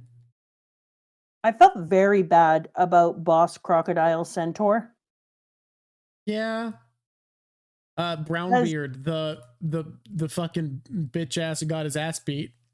Yeah, exactly. Because I'm like, oh, Brownbeard, no. I feel like every time I see you, you just suck more. Blackbeard was already pushing it by naming himself after another pirate, but Peachbeard and Brownbeard, who like decided to copy the trend even further. It's like, the fuck is wrong with you? You're copying the guy who's already copying people. At this point, you have to be embarrassed, right?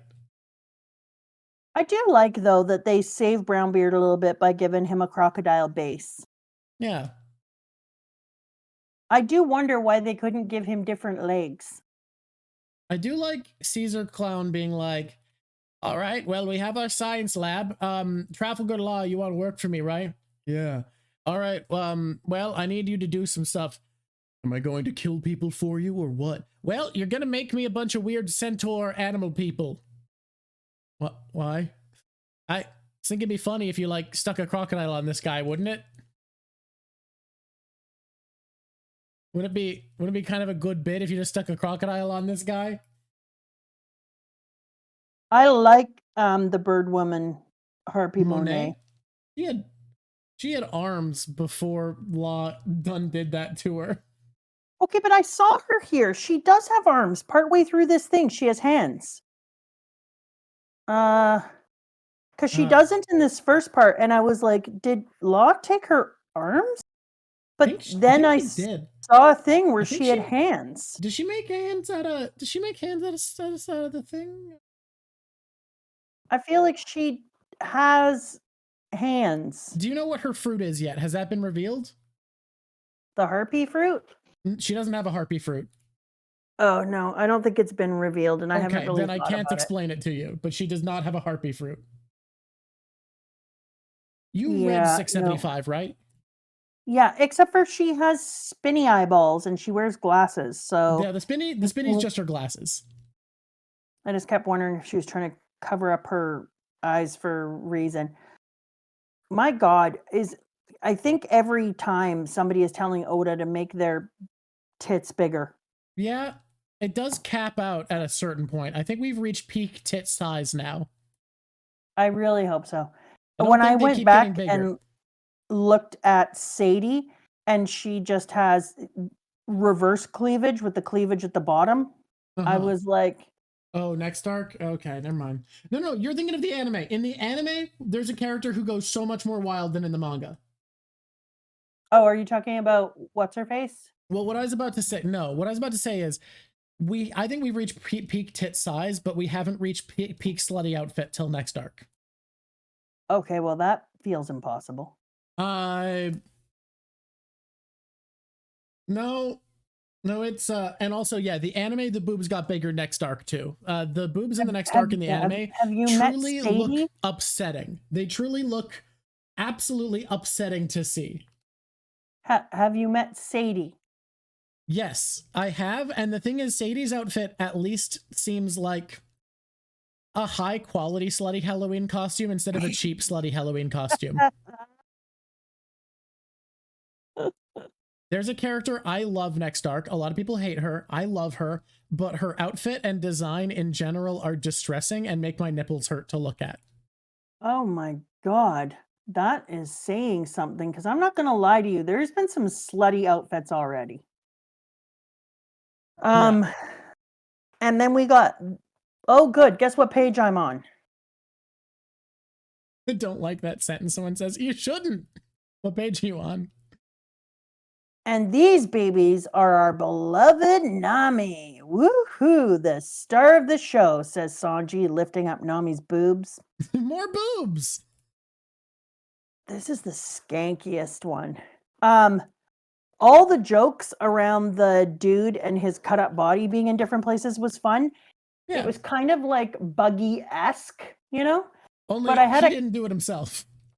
Yeah, the Tashigi thing was, note that we said this, Timo, the Tashigi thing could have been way funnier if it had been just on its own, but because we'd already done boob jokes, but it would have been funny if Smoker's like, this is just how I wear shirts. And then she was like, you can't even turn to Smoke right now. And he was like, but I don't do up my shirts, Tashigi. That would have been funny. I'm comfortable with shirts on.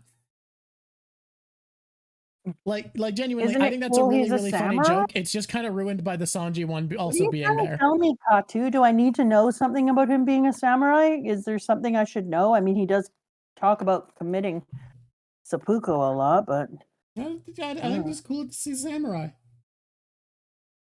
No, I Smoker's don't nipples think were so. also hurting. True, his nipples were hurting, so he had to Smoker's take off the allergy to shirt. his shirt is hilarious. I would agree, but it would have been funnier if we hadn't already seen Nami's tits. Yeah, I could have. it to me is a more creative pervy joke, at least. Yeah, if you're gonna be pervy, be creatively pervy. Yeah, I'm glad like she likes the samurai. Tashigi You're being all the like, "You worst. Come need to on now. stop," and him being like, "Tashigi, you know this. I don't button my shirts up. I don't like it." Yeah. Yeah, Zoro says he's a samurai, but I don't know why that's more relevant. I don't know if I should be paying attention now because you've mentioned again. Yep, there we go. Because the other thing they did about Tashigi is they really gave Tashigi Smoker's stance and Smoker's seating and his man spreading. So it kind of would have been hilarious if instead it could have said, I like the captain looking more open like this, says somebody, but I think she should have said, what the hell, button up my shirt. And Smoker should have said, this is who I am, Tashigi. Quit trying to stop who I am. And then she could have been like, but you're me. It's This is a boob hazard. And then in the SBS, some young boy who couldn't barely change the page because all the blood had gone not to his brain was like, what happened to the bra? Where's the bra? Where's the bra? Did he take it off? Was she not wearing a bra before? And then they pretend talk to Smoker who said he ripped it off. And I was like, oh my as you do. God. No, you can't rip a bra off and not wreck the shirt that was on top of it. Like, you can take a bra off, but you don't rip it. It would have hurt her. It would have hurt her so much. I did make Smoker sound like an angsty teen. I feel, if I'm going to be honest with you, that Smoker's character really straddles the line between a man who's almost grown and an angsty teen. I think he struggles within himself to just be a full grown man, but he wants to be cool too much sometimes. And so he has an angsty teen feeling to him. And if you don't know this about people, I can show you people, not everyone grows up at the same rate. And Smoker's got a little angsty teen in him. He does have a little bit of it. Smoker does Yeah. believe his own hype a bit. That's what I'm saying. He's got a little bit of angsty teen where he's like, I'm the coolest. And then he gets a little hubris going on. Okay, this is slightly off topic, but everyone's played Baldur's Gate pretty much, so I feel like I can just quickly say I it. haven't. Yeah, I mean, I said pretty much. Last night I was playing Baldur's Gate with a friend, and I have come to the conclusion that Shadowheart is just a 13-year-old girl's DeviantArt OC, and Gale is just a 13-year-old boy's DeviantArt OC, and that's why they're the two most played Origin characters. Anyways, we can move on. Yeah, that meant so little It to meant me. so much to a lot of people. But A lot some of people are agreeing with what I said. People seem to be liking it. It meant something to the people who know. No, Karlak's perfect. I wish I liked her more. She's great. There's a lot of images where Luffy just looks just like a monkey right now. Like in this one where we're looking at him and we're coming down on an angle. Luffy just looks like a monkey in a striped coat and a hat. Whoa. Somebody just sent me a messages. Oh my God. Why are people following me? People are following me on Instagram. And you know what I do there? Nothing. Post pictures of your dog? No, I have some beautiful photos from around the world, but I just stopped. Damn. Yeah. Should we move on? Yeah. Don't talk to me about it. The assassins, the Yeti Cool brothers. This episode I kept being like, Reputator sent me something and I can't see it right now. A lot of stuff that's almost cool. What? A lot of stuff that's almost cool. That's exactly what I was gonna say. Like, I feel like we're like, okay, we're there. This is something. This is going to be really, really cool. There's been so much lead up to the frickin' people, like so much lead up. And then we meet them. Red Potato sent me the figure of Tashigi with her shirt open and her whole boobies out. And he said, Mama Draw, can you get me this figure? Yeah, if you work really hard and you go to a doctor, Red Potato, you too can have that figure. So then we go to the Yeti Cool brothers, and they are like not as cool as I hoped. They're just kind of tall people who they're just big hairy giants with guns. It was so like meh. Oh, Paladin Berserker said the exact same thing. Meh. Yeah, red potato. Lots of doctors can give you that figure, but you're also going to have to work hard. It was just so disappoint. I really wanted more. What would I have Well, done to make them cooler, I wonder? well, I don't know. they're Yetis, so they got that going for them. But they don't look like Yetis when we meet them. Well, they're hairy. No, they need to be hairier. They're Yetis. They're cool. Are they cool? What do you think? Are they meeting the criteria? I mean, I kind of like that they say cool a lot. I did like that. And they're Take brothers. off I the think jorts. they're matching every expectation they set. Wrong, and you like know I it. had expectations they were going to be strong, but they show up and I'm like, "Are you strong or interesting?" And they're like, "Sorry, do we call ourselves the Yeti Interesting Strong Brothers?" No. I think also because when you see them and they have illuminated eyes and that cool ass hat, and we only get to see them in kind of like a silhouette, and we're like, "Ooh, what are these guys gonna look like?" And then when we finally see them, I'm like, they're fine. Yeah, They're people.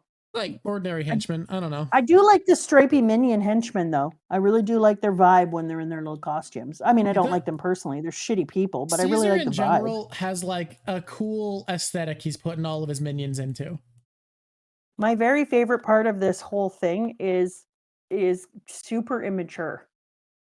Mm, It actually okay. tells you everything you need to know because everyone is like, because Chopper, who is Frankie, is like, you know what? I'm going to need some of those pills. The beans, no, the rumble balls, they are very powerful drug. I'll give you one, but I don't think you're going to be able to control it. So listen, you'll only be in a monster porn for 3 minutes. I said monster porn, I meant form. For 3 minutes. And after that, you won't be able to fight for a while. So stick to kung fu points if you can. And all of a sudden it goes, and then see Chopper's full monster form and his arms are in the air and he's in a wavy thing and he's like, wait a second before you take it. And then he immediately starts raging on everyone and eating everything. And I'm just like, this here, I actually want to see an anime because it was such a good joke. Okay, maybe it's just me. It's not. Everyone's wrong who doesn't think that shit's hilarious. No, it's a good He joke. rages on everyone. He falls off the cliff. He completely does absolute decimating I everything. love Frankie being stupidly overconfident. Oh, it was amazing. And then when they have to like beat the shit out of him and Luffy uses an attack on him, and then they're like, did you need to use your best attack on Oh, that whole thing was amazing. I did decide that I like the monster yetis more when they are in shaded and I can't see all of them. I think they look cooler. And she's like, put some clothes on. My body is so cool. They needed more fur. Their fingers aren't even covered in fur. Come on. You're disappointed by the Yeti Cool Brothers not being Yeti enough. Come on. You're going to stick the name Yeti in your name? Yeti up. I want a full frickin' Yeti. I want head to toe Yetiness. I do like that we also got to find out, though, that Luffy is now aiming bullets and things that are thrown at him. What a nice idea. And how he had to be told, Luffy, Frankie, above you, watch your step. There goes our good boy, Frankie as Chopper, just wreaking havoc on the entire crew. Getting the living shit kicked out of him. It's so good. It's the best joke. I also love him having to be taught that, like, I can aim when I deflect now. And Rayleigh pointed out that if I'm just going to be deflecting stuff, it's a waste not to. And everyone's like, did you not try before? That's exactly it. So every single time you were just what? Hoping for the best? You were deflecting bullets and just like, yeah, just hoping for the best. Wow. Just feels Pet the boy? Okay, there's no dog wild. Cam. Trust me, he's loving pet. Baby. Dog cam will be restored one day. Ad break has started. What do we want to talk about for for subs? Has it already started? Yeah, I didn't notice the heads up here. Aw, poor non-subscribed people. Hello, subs. Okay. Oh, G8. Let's talk about G8. Okay. Why did they put G5? I think that people forget what number it is. I think that all the people who are subscribed were also in the G8, weren't No, they? not all of our subs or patrons are there's crossover, but All some of the right. same people. Oh, G5 is G8, Smoker's crew. I forgot. Yeah, Smoker leads a Marine base G5. yeah, And and they're some of like, them were back in that place still. They were back in the town where they were freaking gaslighting all the parents about sometimes it's normal that your kid can just be on the street playing and disappear out of nowhere and then die in the middle of the ocean. Why are you asking so many questions? Why are you asking us to look into this? I feel like you're demanding and I'm not interested in your pain and sorrow. Piss off. I was like, what? That's wild. I mean, sometimes Um, big kids do die. This isn't wrong. you sound like a fool right now. Look, I'm not saying they're good. I'm just saying, you know, you're an overworked Marine in the new world where pirates are going crazy and people are like, I saw hey, everyone like tuning in 13 hella kids are late. missing. You might, I could see them brushing that off and being like, do you understand what we're dealing with here? Do you know that there are like four emperors who could just choose to wage war on me at any minute? And there's like Yeah, 13 kids? Cool, great. I fully disagree. So I I find think they're that bad and they should have looked into the kids. no, I just find that a populace will rally around missing children. Like that's what I mean by this thing. Let me know that information isn't going out because 13 missing children from one area It's would probably be more than 13. wild I couldn't news. remember the number. It's something like that. Yeah. But that would be wild news that the newscasters would love to announce because people get behind missing children. Anytime a child goes missing, it's a thing. People all talk about it. Everyone is like, oh my God, where are they? So 13 missing kids would be a huge news story, and yet nobody knows about them.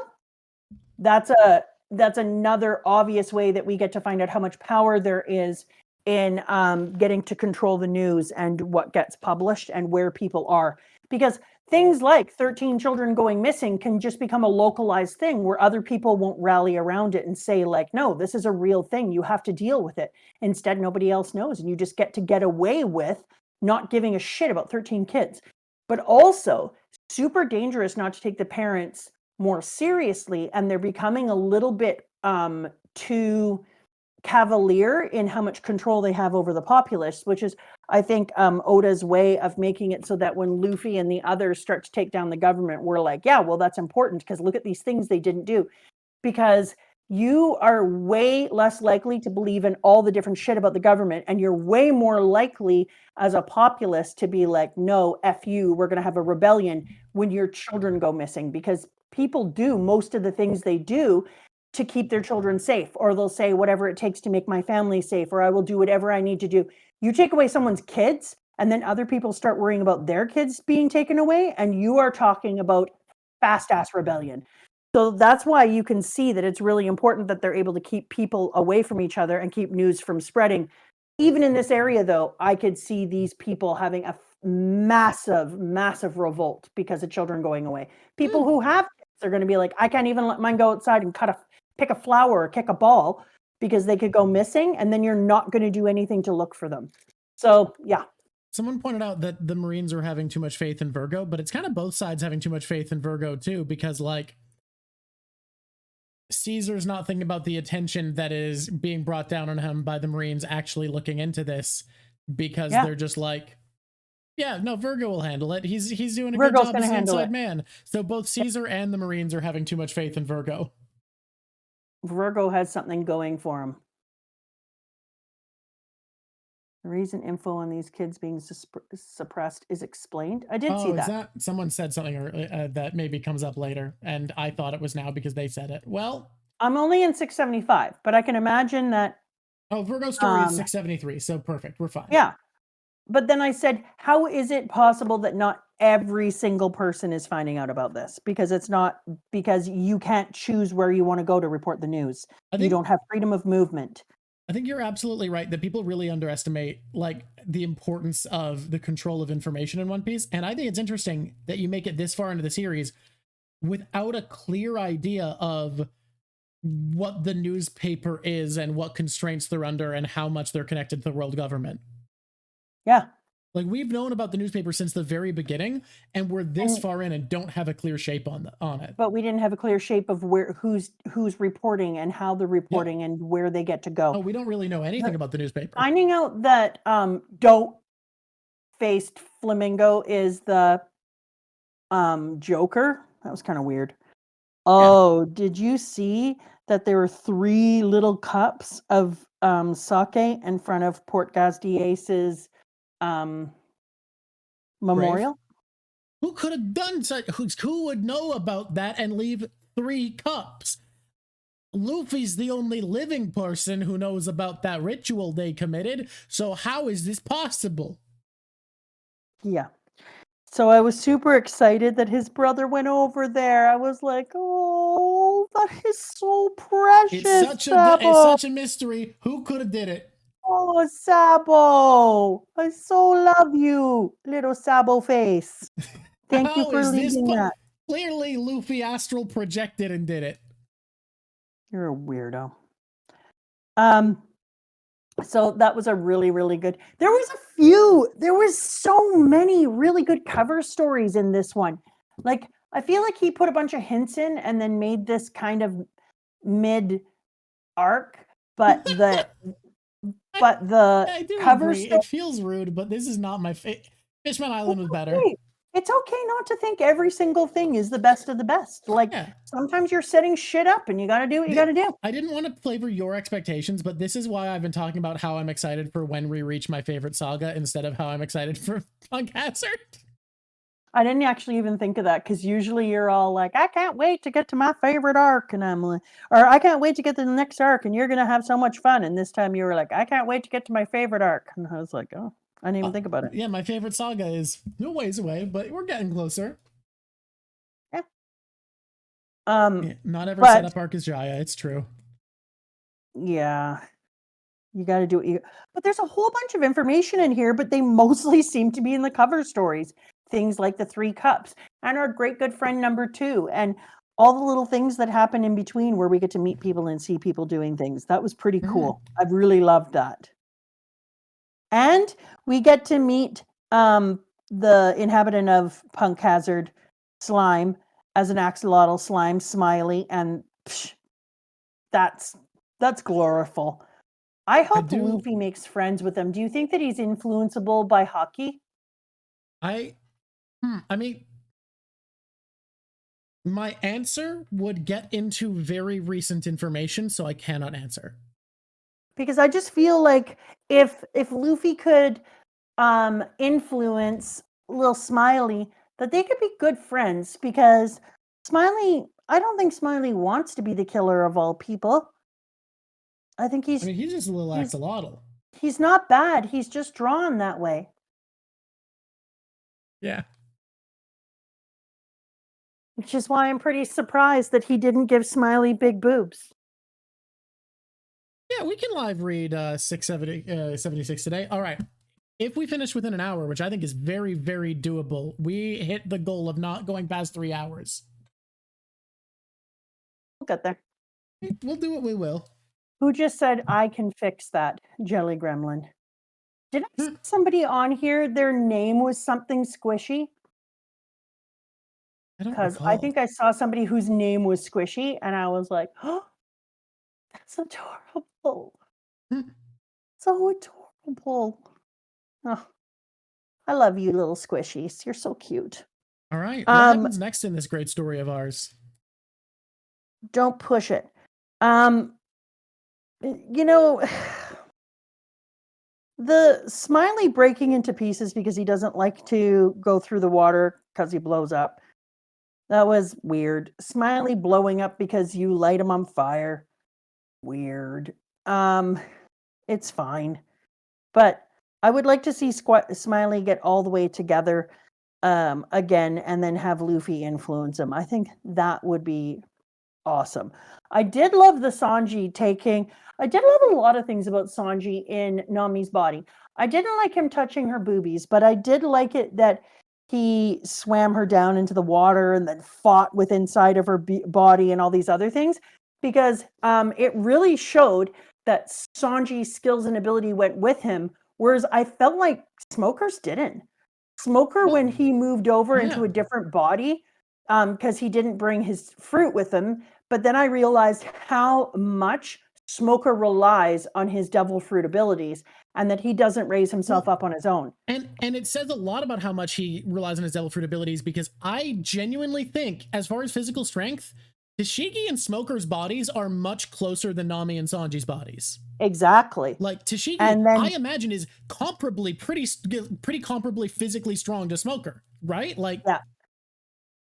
Yeah, exactly. Nami's nowhere And near as so strong as Sanji I physically. really felt like we were getting to see how much Sanji has worked on himself and has learned to use Haki in a really amazing way, because we saw him using Nami's body, like, in other than that one way that he used it really badly, in phenomenal ways. And he was able to do things like he was still able to do his kicks and his running into the air and use his Haki in all sorts of different ways. And it really showed how well he has mental fortitude and is a real user, whereas Smoker just seemed like he went into another body and is like, well, that's it. I have no tricks, no strength, no nothing. Like, that's it. People are saying if Sanji cared about Nami, he wouldn't smoke. I actually think Oda did a great job at showing Sanji's respect, because he didn't even ask to smoke, and Nami eventually was like, "It's okay, you can smoke," because could tell he wasn't able to focus because his addiction was kicking in, and he wasn't able to keep his head clear. Like, I actually think it was He really also cool. in the manga, he just grabs a cigarette and says, "Sorry for smoking, Nami." Oh, he does? Oh, the anime had her Yeah. say it's okay, you can smoke. Okay. That's interesting, because that's permission, which would be even better. Yeah. Whereas in That here, would be he better. just says, Okay. So they "Sorry for changed that in smoking the in your anime, body, because the Nami." anime has her give permission. The manga has it too? Never mind. So I That guess you missed it. Oh, I guess it's in here. Okay. People are How saying could the I manga have has it. missed it? Things Hey, were so sometimes easy. you miss stuff. You have to read quickly. I don't hate Virgo, but I'm hoping he's going to become a better bad guy. That's what I'm hoping for. I felt like he was mid too. I felt like nobody. This is what I think about this arc. Nobody popped off. I think the closest to popping off is Law, and why Oh that's yes, hard for the arc being cool is Law is not the villain or the hero. exactly. So that's what I'm trying to say, is nobody popped off, because Law is a character that I feel kind of he's chaos, right? And so he just does what he wants, when he wants, how he wants to. And I'm not either rooting for him or rooting against him right now. I'm just kind of learning him and being like, okay, where are you going to go? And yeah, I know the arc isn't over yet. Give Bellamy a treat. But where I'm at currently, no one's popped off. And I'm Yeah. really looking. I'm glad you liked Virgo. Come on now. I'm really looking for somebody to pick it up and pop off in the next section, because I just don't feel like we've had anything enough. And I want to see really big retribution for the children. Like, I want to feel huge retribution for these children. And I know I'm not going to get it, because this little punk ass bitch, who is the bad guy of this, who's a shittier clown and a crappier doctor,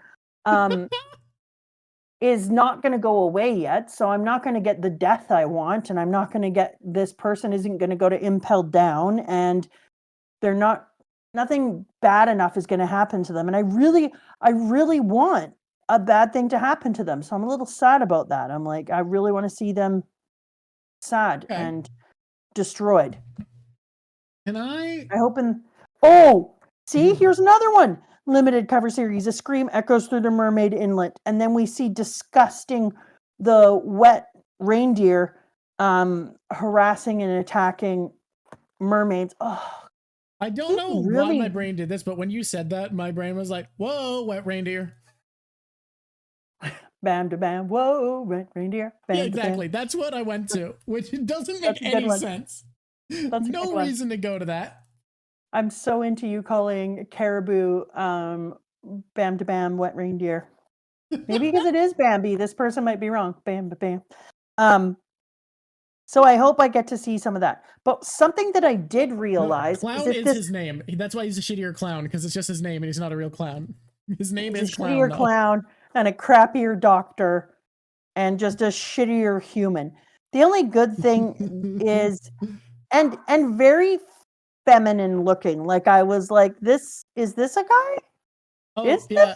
So a theory that popped up around this time was Swamp Nakama. Are you not a fan of Swamp Nakama theory, where the idea was the only type of devil fruit user the crew doesn't have is a Logia, and our good boy Caribou will become the accidental Nakama who joins the crew helping. Some people thought he'd have a redemption. Some people thought he'd just end up helping out of like mutual necessity and eventually become a crewmate. And I'm guessing the guess is you're not a fan of the Swamp Nakama theory. Are you kidding me? There's a theory that the wet reindeer would join our crew?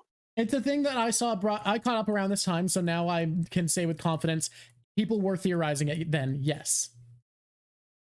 Ew. Oh my god. No. Oh, the more common version was that he'd never be a welcome crewmate, and he was going to be a prisoner forever. His role on the ship would be prisoner, and he'd occasionally help just out of necessity. No. And people were like, he'll come back to us. We're going to have Swamp Nakama. No. I say no. Yeah, that is you're the not a fan of thing Swamp I've ever Nakama. heard in my life. No, I would write in to kill him. I would be like, we need to put acid inside of a bucket. For what it's worth, it died down after Fishman Island, but it was bigger around then. And some people at this point were still saying he'll come back. I hate him. Oh my god, that would make me so sad. And then the other thing I thought is, if we're here, this is called Punk Hazard. We have the two boys Aikido, and who else was the other one who fought on the island? Akainu and Aokiji. And Aokiji, who fought on the island. And Aokiji's not named Aokiji anymore. Actually, neither of them are named that anymore. Sorry. Neither of them are named that anymore. But when they're fighting on the island and they're the ones who apparently created all these problems, silly rabbits that they are, I started to think about how many different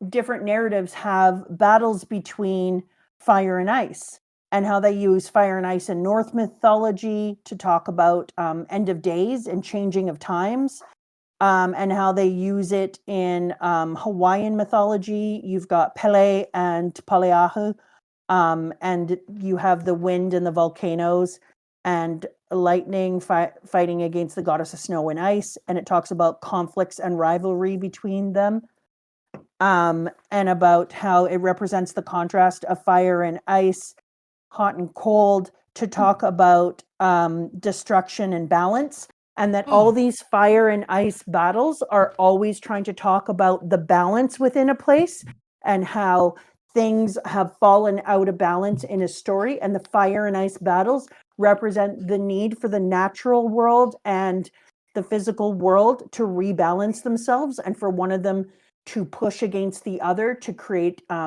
equity and of power again. But in this one, I was like, did we get an equity of power? Is it a half ice and half fire? Or is there more like, because we know that one of them lost, did balance of power happen?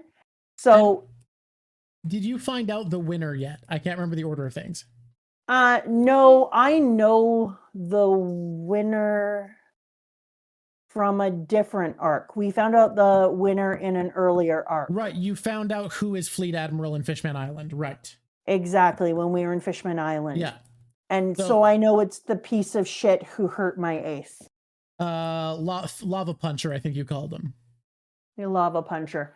I can't believe how many times I'm reading and Luffy just makes up names for people, and then when I look at Luffy's name, I'm like, yes. What's his name for law? Trow Guy was the translation I got. Oh, that's not it. And What's it is yours? Beautiful. Yeah, Trow Guy is because his name is Trafalgar Law, so he's like, yeah, it's Trow Guy. Oh, that's what you guys got, eh? Yeah. Or Traffy. Traffy also. Traffy. That's the one. I was like, Traffy is amazing. What a freaking incredible name. I am 100% with his name on Trafalgar Law, and from now on I will refer to him as Traffy. Then he's a kind of taffy. He's a taffy. He's a delicious sweet treat. Okay. I don't know what to tell you. That's what Traffy sounds like. You don't have to tell me anything. It's fine. Do you know your dad just walked into this room with 2 beautiful slices of pizza, my kind, Oh, holy fuck. I could and go for some pizza right now. I could and kill a some fucking can pizza right now. of bubbly, and he just set them down beside me and just walked out again? This is what those trad wife TikTok accounts are about. Get yourself a trad wife. My wife just came in here and gave me 2 slices of pizza and a bubbly. Your dad is just a great human being. It is true. And he saved me from the ultimate embarrassment by leaving a toilet brush in a toilet. Like, I've never been so grateful. Honestly, yeah. That's why he's been doing it all along, was because he knew this moment would come. All for this day. What's that movie where all the water is set up ahead of time and Guys, everything? bubbly is carbonated water, not beer, just so people know. People are saying, yeah, pint. No, it's carbonated water. It's far from a pint. It's a delicious carbonated water. Mama Drop doesn't drink. Why? Just doesn't feel good. Meh. Signs! Thank you, Unimpressed Planet! Signs, yeah. Drock the Sun does drink because I like substances, but I don't drink often because I don't like how my body feels when I do any substance too often. There are other substances in this world that don't make you feel like garbage. There are, okay. Which is why I'll do those ones more regularly. Okay. I love the axolotl so much. I can see why all the dudes want our axolotl to be a squishy. Oh, it's so good. Almost not as much as I love my books. Just a minute. Before I talk anymore, I just need to smell a book. Yeah, go for it. Smell a book. Yeah, that's the stuff right there. Okay, I feel better now. People who don't like the taste of alcohol have such an advantage because I fucking love the taste of alcohol. I love this, people. I love a good book sniff. Book sniff is real. Oh, book sniffs are so real. I've said it before and I'll say it again. Manga paper is the second best smelling form of paper to have been made by man. Yeah, I can see that. It's so specifically good. Sniff a manga today. That ink is just prime ink. Should we read the next chapter? We should read the next chapter. Let's try that. Because at the end, I meet a new dragon. I'm hoping we not frickin' eat this one. Yeah, so we're gonna read Dr. Jack, it's 10 out of 10. Ahead. It's 10. What chapter is this? I was telling Dr. Jack was asking me on a scale of 1 to 10 how good the book smells, and it is a 10. Oh, I understand. So good. No, hey, we're not eating dragons. I play every color in Magic, but I'm addicted to Grixis, and I have 8 Grixis commander decks. I like every color. I like some colors are more equal than others. That isn't a no. Oh in no, Magic. I just clicked to the wrong page and it looks like we have Pompeii people. Oh shit, it's plugs time. It's plugs time, everybody. Kaito's count us down. Wait. Oh, plugs. Oh, plugs. I'm really good at these. I've done these. I'm just staring. I don't actually like Demir very much. I like Grixis because it's is it plus. All right. Hero. Hi everyone, it's me, Mama Drock. I'm hanging out on this box that you're on, and I'm inside of the screen. I'm magic. I can go right into your house. I'm cool like that. I just wanted to say, if you've been watching this and you like it, and if you're at this point, you either like it or you're a sadist who's punishing yourself. And let me say, if you like it, press like, because that just makes sense. And if you don't like it and you're a sadist and you hate me and you hate watching this, press like, because then it'll come up for you more often and you can punish yourself properly. And that's what we're all looking for in this life. Also, why don't you subscribe? Subscribing is good for your health. It's been shown in 20 out of 30 doctors really enjoy subscribing to the Drock Show because they feel like it brings their blood pressure both up and down into a regulatory state. That's not me saying things, that's just facts. And while you're at it, why don't you come in and join us in our Discord? Sometimes in the Discord, we say things that are weird. I'm not going to tell you what they are, but they're weird.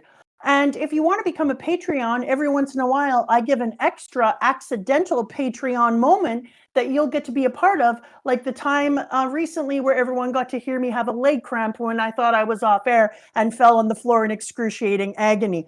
Absolutely the greatest moment in the history of ever, and you missed it because you're not a Patreon.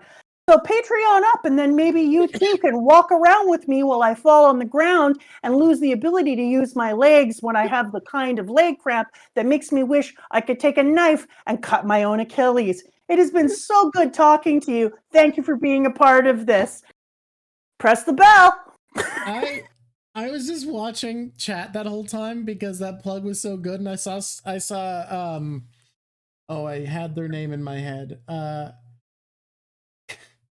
Oh god, who was it that said this is her best plug yet? I agree. That was the best one. Yeah, J Philip Photo. J Philip Photo said this is the best plug yet, and I was literally just thinking that. That was the best one. We're gonna have an ad in 5 minutes. Can you even imagine how many people feel sad that they're not a Patreon? Ent is either a tier 2 or tier 3 sub. What we decided was that if we made a moment emote, people would make fun of Mama and just say moment every time she did. So we wanted to make it higher effort and not a thing everyone could do, so that it couldn't be spammed all the time and feel like bullying. So it feels more like joking along with Mama if it takes 2 emotes and only a few people are able to do it. That way it feels like a thing people can do, but not that a thing people can really easily spam all the time. It's just meant to be a balance. I need to make another plug thing.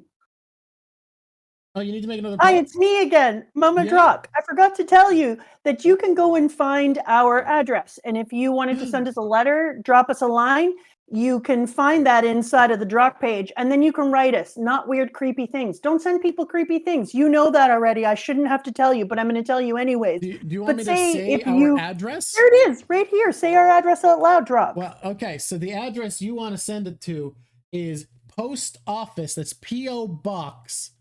The number 28078. Where are you sending that to? Victoria, crazy place. That's where it is. Victoria, RPO. What is RPO? I don't know. It's the address they gave me for the post office. Okay. West Weird. Shore, BC. That's British Columbia. V9B6K8. That's the post office. These are what our codes look like in Canada, just so you know what that is. I think that's it, actually. I don't think you need anything else. I think if you say we're not a royal post office. We're not that cool. If you say like 2 Drock, it'll work. I think it is or Royal Mama Post Drock, Office. I think it or is Royal Mama Post Office. Drock. What's wrong with 2 Mama Drock? Well, I mean, put you could also Mama say Drock 2 there Drock too. Show, 2 Drock and Family. I'm gonna eat you. 2 Drock and Friends. People who are sending us letters, send me direct letters. 2 Bellamy. Oh my god. All sorts of things you can write on it. That'll all those will work. You're the worst. Drock and Co. You know what? Sometimes I feel like the saddest mama in the world. Sad mama. Let me look at this. We did mention how Zoro once shot a dragon and then they ate it. They ate it. Do you know how many people say, thank you, per Juniper? Do you know, hey, drop and give him 5. Thank you, Squishies. Okay. Thank you so much. Enjoy your 5, buddy. Bellamy. I'm just replying to Red Potato. I am going to go do push-ups. Oh yeah, some websites apparently require you to put a last name. So if you put Drock Show, I guess that'll work. I'll be right back. Thank you. Look, I love mail. Whenever I get mail, I act like it's Christmas. I come home and Papa Drock is like, looks at me and goes, "Did you get mail?" And I'm like, "Yes." Baby. Boy's a good boy. I don't know how everyone in the world doesn't think mail is the greatest thing to ever receive. Boy, okay. We're back at it. When is darn it, I just ate. It's pull-up time. tell you Oh, what, you're doing Mama pull-ups. Drock Those are works. harder. Good You know what? job. They're right. If you put both Mama and Drock, that's a first and last name. Yeah, you could do that. You could put Bellamy Genius. the dog, one last name. No, it's genius. See, 2-hit. I love mail when it's from people. Me too. I don't like it when it's bills. Bills are less good. Well, that's why the post office box is great, because it's just for show mail. So I'm not going to get mail that matters for my life and taxes and whatever in it. Yeah, agree. Did you hear about reading? No, what's that? Oh, here's what you do. There's words on a page, and then Holy you shit. Wait. The fuck's a page? and it's like, have you heard about paper? Yeah? Well, on paper, if you cut it out into a shape, it's called a page. What the shit is going on my TV screen right now? What are you doing? I'm trying some You're stuff out. I wild. want to work with You're texture a in a cool way. wild kid. Yes, it's papyrus. My books, what you don't know is Druck really wanted to get me special sets, so he got me the papyrus One Piece. Is papyrus human skin or is that vellum? Whoa, man, that's vellum. Okay. And not always. Vellum can be other types of skin as well. I mean, a lot of it was human skin. You really went out there. We're trying fun but stuff. I kind of like this though. I have liking this fun papyrus, and now I've had to build containers to hold all my One Piece scrolls. Oh my god, One Piece scrolls are divine. Can you imagine if that's how you looked at your shit? Time to read my manga. It's time for my One Piece scroll. Now I just need a clean spot to roll this all out on, so I first have to wash the floor. I'm liking what you're doing. I'm picking up what you're laying down. I'm grokking it. I'm liking the orange better. It feels very sunsetty compared to the cyan we were working with. But yeah, I'm just going wild with it, you know? Like, why not? Why not just have fun with textures? Why not just do some shit? This is my official petition that we should change the Patreon that's drunkle to squishies, to supreme squishy. This is my official position. I hate drunkles. Look, It feels predatory. I'll change it to squishies. Thank you. Look, we needed a name for it. You found one, and all you've done is break Azzy's heart. It's okay. Azzy's heart is not broken. We have talked about this. When you call it that one drunkle, it feels predatory. I didn't have a name, and she came up with it and loved the joke a lot, so it happened. But I don't just want it to be drunkle, I know. I don't just want it to be squishies, because everyone is squishy, so it can be special squishies or supreme squishy or super squishy or whatever you want, but not drunkle. Okay. Yeah. Ugh. Drunkle discrimination. Sorry, Frostfire. I can't. Can't even. I can't. Made it from One Piece. Heck yeah. Yeah, you did, Kale. Yeah, you did. You made it in time for the out loud reading, which is about to happen. Oh, smiley squishies. That's a good one, Marmont. Squishy Supreme. These are all good. Write these down. That reminds me of my very favorite comic where there's two cavemen sitting together and the one goes, knee. Yeah, write that down. And then they're like, what should we call this? And he's like, so, fo, wo, toe. Stop. That's it. Write that down. I just love the idea of people sitting around naming body parts. It's so good. Okay, here we go. Here we go. I'm sorry to tell everybody, but the next chapter, chapter 676, starts with that uglier clown who is also a doctor but is grosser. Huff, huff, huff. He ate it, and the super squishy has gone over top, Mr. Smiley. He's gone over top and eaten the big, huge candy of candiness. Shoo ho ho, and now he will be reborn. Show everyone, Smiley. That's its voice now. What do you think? Do you want to hear what his laugh in the Japanese anime sounds like real quick? Yeah, can I?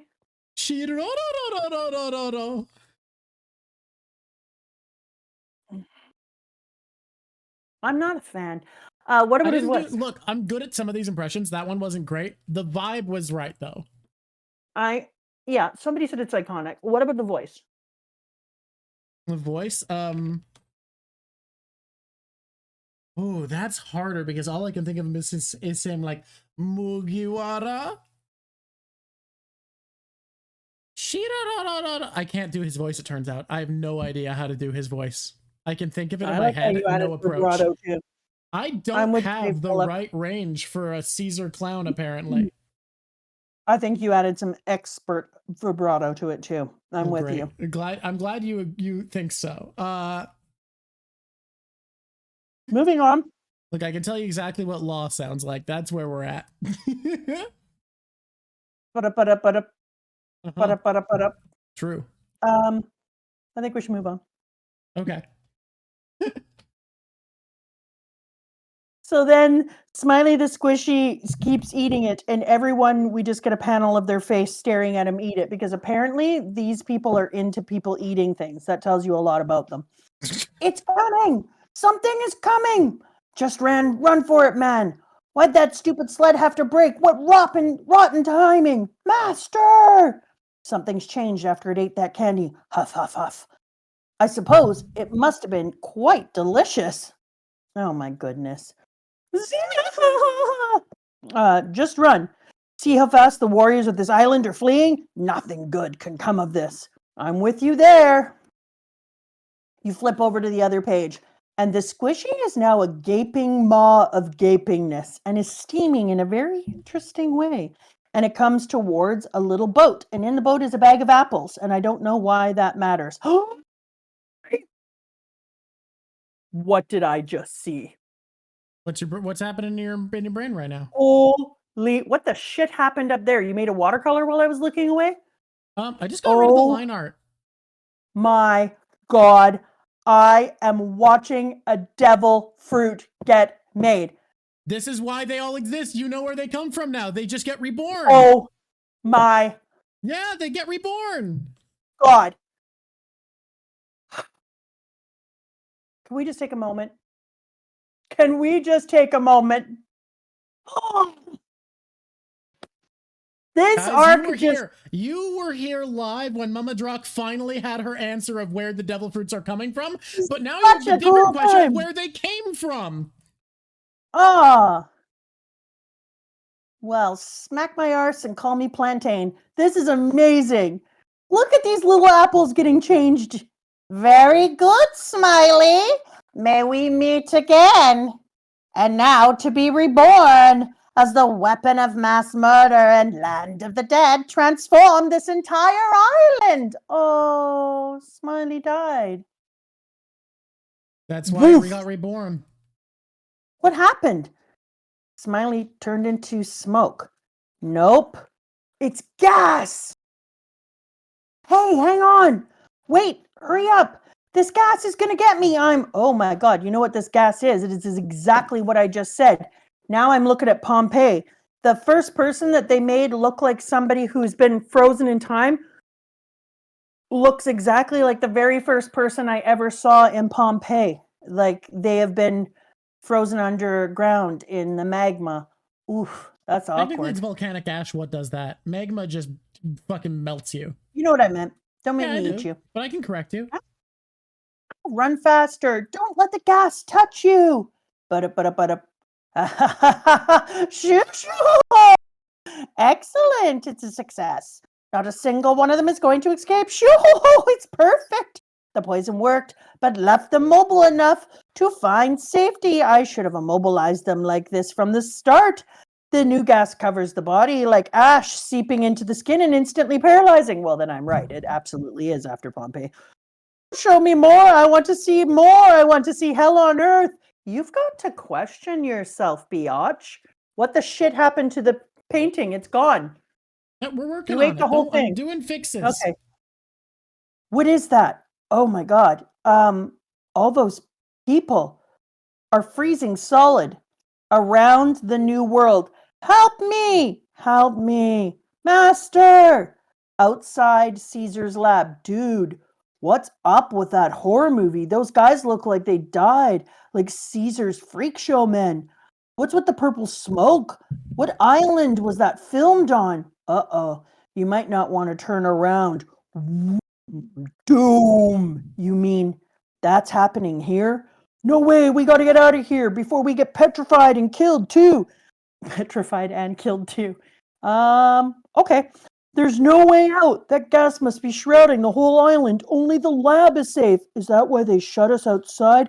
Open the damn door, Caesar! Run for your lives! Din Says Squishy Brooke. won the poll. Says Brooke and Smoker and the ninja samurai. Run faster than the wind! I imagine their legs are making that sound like they make inside of a cartoon when it's you know the one? I can't make it, but that sound when they're trying to run, but their legs keep slipping and they're not running. You know the one. Don't tell me you don't. The like little, it sounds like a drum kind of doing its thing. But high pitcher. Sure, okay, yeah. And they're making that sound, and then it goes, if you get caught, we're leaving you behind. I see signs of life ahead. Is that a lizard? Nope, it's not a lizard. It's a dragon. Well, I don't know why that dragon would save you, you rat bastards who ate the first dragon. But it's gonna. That's ridiculous. But there are dragons on the island because. So now when I keep calling it dragon fruit instead of devil fruit. Yeah. This doesn't justify that. I'm okay with it. Doesn't justify it. You're still wrong. Smaller than the one we saw before that you ate like a stupid jerk, and you totally should have let it live because it's a special creature. Huff, huff, huff. I think we can catch it and use it to fly away. Mm-hmm. Oh, look, it's Zoro and the others. They're being chased by the smoke. Oh, what are they doing out there? And why are they running that way? Oh, the samurai is whole again. You're right. I guess he probably won't give me his legs then. Hey, that's not what's important right now, Robin. Watch out, guys. That smoke is dangerous. You gotta run for it. Yes, the Scooby-Doo midair running. Thank you, Tickled. I love that the squishies always know what I'm going for. Yeah. It took me a second, but I also did understand what you meant. It sounds kind of, I always imagine it sound like a drum. Like that's what it sounds like to me, like a weird drum roll. Yep. Stupid sea prism stones. Are they friends of yours? Shoo, no wonder they're so tough to kill. But their lungs will give out eventually, and then the gas will get them.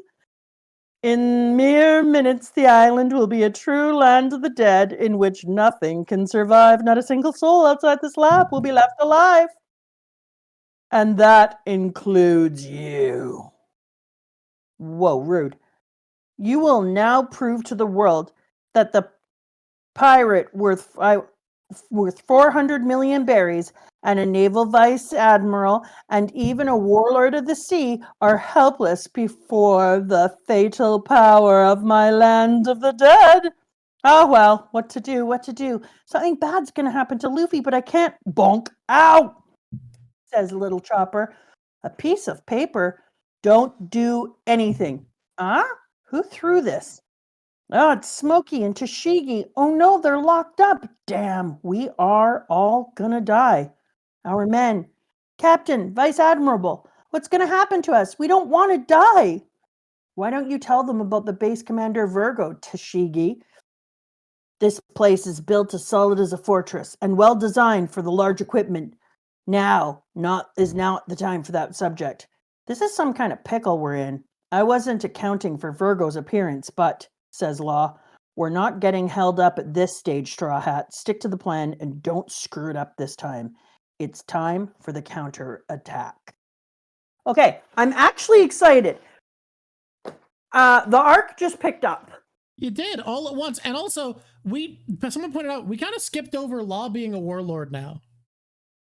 You know why? Why? And I'm kind of pissy about it. You don't like Law being a warlord of the sea?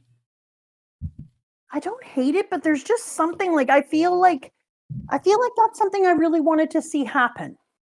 So, someone becoming a warlord rather than just finding out about it? Yeah, like it feels special. And we just get to hear about his giving 100 hearts, and I'm like, I kind of want to see that. Well, we may see it one day. Flashbacks, montage. Look, never rule out a flashback in One Piece. So when I'm looking at the characters, here's what I'm wondering. Yeah. When I'm deciding who's in what place, Yeah, how because we're do doing I closing segments now, right? decide who's in what place when they switch bodies? The person who went to that body. It's the person, not the body that you're judging, right? Well, I think you're wrong. This arc is all about boobs. So I just think What? anyone with good Sorry. Your logic for why you should judge the body, not the person, is that this arc is all about boobs. Yeah. That's insane. Yeah. Are you want to check with something? Feel like you're trying to make this easier on yourself by laundering Sanji points into Nami. What? What? This is a boob-shaped island. Yeah, see? Frostfire gets it. Oh my god. The whole thing is about boobs. You're laundering Sanji points so that it's easier to give points to Nami. I mean, whose body goes down? Uh-huh. I'm just saying, whose body goes down? Uh-huh. Pull. We need a pull. We need a pull if it's the soul or the body we're giving points to. Mm-hmm. Keep in mind, it's a boob-shaped island. That's nothing. That Don't means keep that in everything. mind. Keep it in mind, squishies.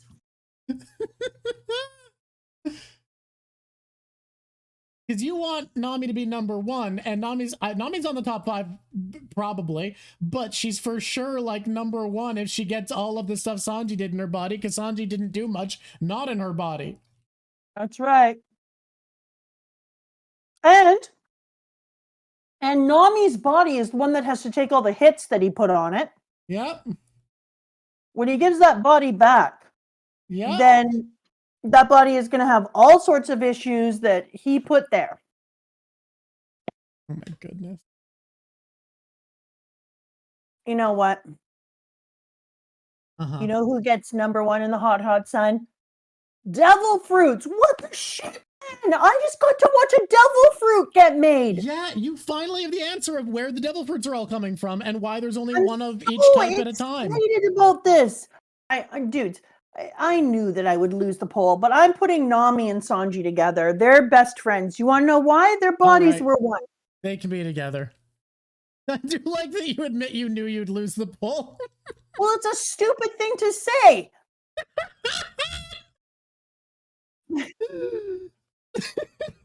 It's asinine, as if I actually believed we should give people points for boobs. That's why I was questioning why and was like, oh my god, you just want Nami to get to be number 1. Boy. Boy. I was just get Nami to number 1 stupid things. Pets for the boy. Good baby. Nami's boobs, number 1 in the hot sun. And the freezing cold. That's okay, that's good. That's a good bit. Much like this arc, you made up for sounding kind of dumb with a great bit. Okay. It turns out this weird crystal Mr. 2 that I did by accident, just fucking around with textures, I kind of love. It's iconic, actually. It's absolutely iconic. I was looking at this, and you know what I was actually thinking about is this needs to be in Area 5.5, and they would splatter this painting all along the back of the stage or all on a wall, and it would be everything. I'm telling you, we have to make giant mousy desk pad things. I want this one. I want the hat. Oh, the hat is on my pet the boy. Pet the boy. Someone just put 1,000 channel points towards body so that it could stand a chance of winning, and now it's 51-49. Oh my god, no! I love that. I love that. Shit, yes. That person's a hero. We've got a funny fan base, huh? We have the best fan base ever. Our I'll tell you squishies what, we got a fan base who hilarious. appreciates comedy. That is so true. Now that you see the devil fruit, do you think Blackbeard just have a bag of fruits? And that's how he stole it. I think he stole it from Whitebeard with something specific. Either that, or he just with the encyclopedia knew what fruit the Gura no Mi could turn into. I thought oh my god, it's 50%. Oh my god. Stole one Somebody by like contributed barely any votes. 3,160 channel points. It won by, Haberfax. so Soul/personality won, but by like 21 votes because of all the points that were spent. That's hilarious. I can't tell you how much. Do you remember when we said that you said out loud that you would drive a bus over people for fun? Yeah, I would absolutely have gone with, never mind, we're judging by body only in the mark of fun because someone spent that many points. Mm-hmm. The fun bus has its day. Screw that. But Haberfax. And yet, personality still won by like 20 votes. Haberfax put in 3,160 points. Incredible. Haberfax, you are a man of virtue. Actually, I think you're a man. I don't know for sure. Because of that, I'm going to take those two from number 2 to number 1. And my number 1 spot is Nami and Sanji. The Nami-Sanji combo pair powered up by Haberfax's channel points. Powered up by Haberfax's channel points and Nami's boobsicles. Yeah. Because they are boobsicles, because she spends a lot of it in the cold without like even covering them up for a long time. Yeah. Okay. I could make this a lot better if I spent a fuck ton of time on it, but I'm not gonna do that. I'm gonna fix it up later if we do merch out of this. I'll fix it up. I love that, Ollie. If I was able to put in a custom amount of points, I would add all 53,000 of my point channels to personality.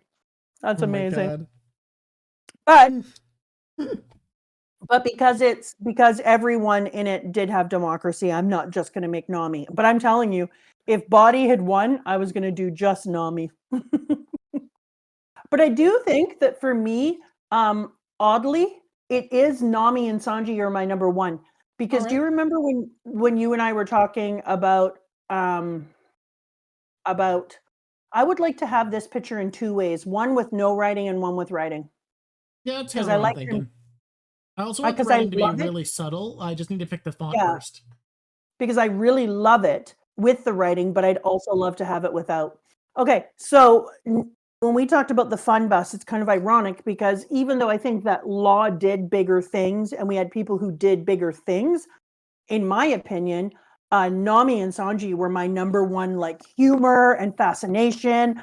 And Nami was the one who was like, no, we're changing our entire plan based upon saving these kids. And then when we left, oh, and being frank, when I was like, is there any Law scenes that stuck out to you? You were like, yeah, Law's cool, whatever. Like, I think it's fair. When we talked on the phone, you weren't like hyped and jazzed about Law. You were like, yeah, he's super cool. I'm excited to see more of him, though. You there? I'm sorry, I pressed the button. Oh, okay. I said, I wish he had done more that I found fascinating and was like just about Law, but I found his stuff interesting, but it wasn't the best Law, you know? Okay. So the people who gave me like the most joy in this arc were Sanji and Nami. They were hilarious. Their interplay between each other was amazing. They both did a ton. Like, when does Sanji decide to save somebody who isn't a girl, first of all? Or Usopp or Chopper. Or isn't a member of their team. Yeah. Right? But he was like, for some reason, he takes on the responsibility of this person. And that's crazy. That's absolutely crazy. And so, and then he drags his damn head around and becomes a person who feels like he needs to make sure he's okay, including to the point where he ends up leaving to go and find him. Like, wild. I'm going to be real with you guys. I don't think Mama's giving a lot of points to Zoro for slaying a dragon. No, he gets 0 points for slaying a dragon. I was so pissed off about the eating of the dragon. That is beautiful, Drock. Just beautiful. Thank you. Everyone thinks that Drock is your real name because I don't slip up and call you another name. Yeah, it is. You were very consistent for sure. But that's because kids change their names at school and they change their pronouns, and you just kind of got to keep up. I guess being a teacher at this moment would make you much better than normal at adjusting to using new names. I have mad skills. I've had kids who have changed like multiple times throughout the year before because kids are growing and learning and changing. It's so funny how much of a thing that is, because I have millennial trans friends who are like, just fucking pick a name and stick with it, kid. Like, I'm trans. I asked everyone to learn new names for me, and even I'm like fucking exhausted by having to learn new names for these fuckers.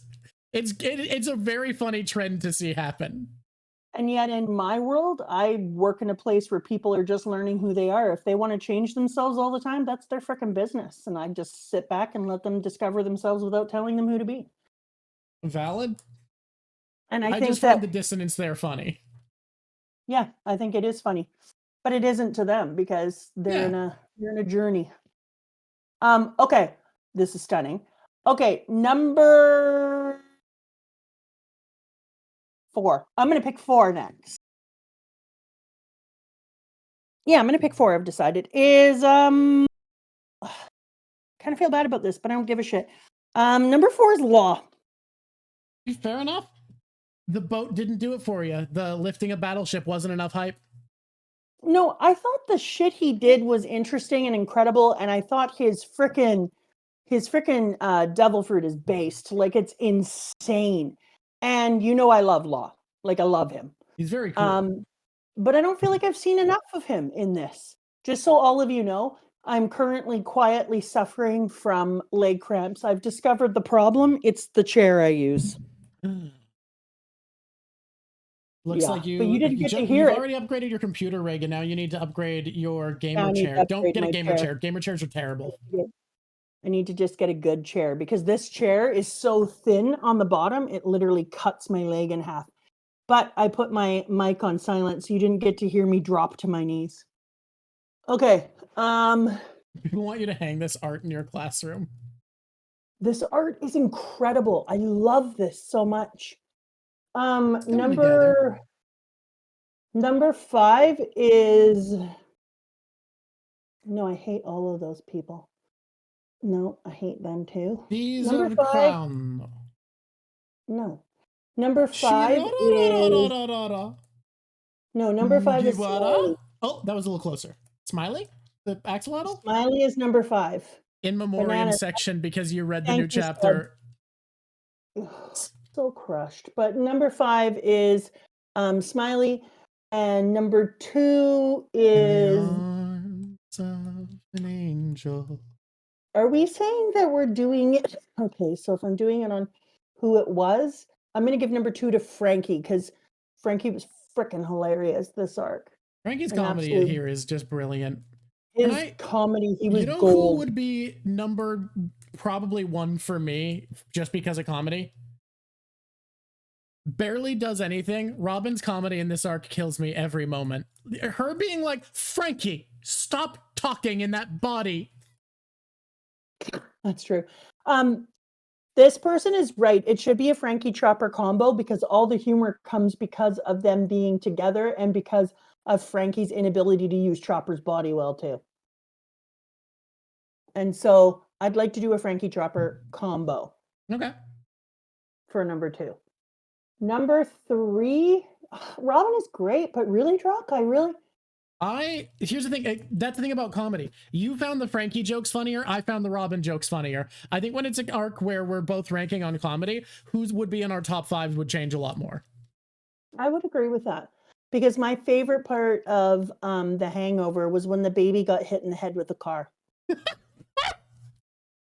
was the funniest freaking part of the entire movie, and you can convince me otherwise. I I almost threw up. I laughed so hard the very first time I saw it. we did meet the Yeti Cool brothers. No, Mama's not picking the Yeti Cool brothers. She's disappointed by how non-Yeti they were. They weren't the best. Thank you, Katu. They are. I mean, is it a good sentence to make as a teacher? No. Should you be talking about how you loved when the car door opened into a baby's face and you almost died laughing? Maybe not, but I don't care. It's the funniest shit I'd ever seen. It was amazing. And then I'm going to make number 3, the samurai. Kinemon. Yeah, he was funny as crap. He was also a perv, an absolute perv, but a funny perv. No, Brownbeard is just not the thing. Like, I think Brownbeard is a lovely man, but he reminds me of like one of those people who's just a little bit on the outside of society and can't seem to find a way to fit in comfortably.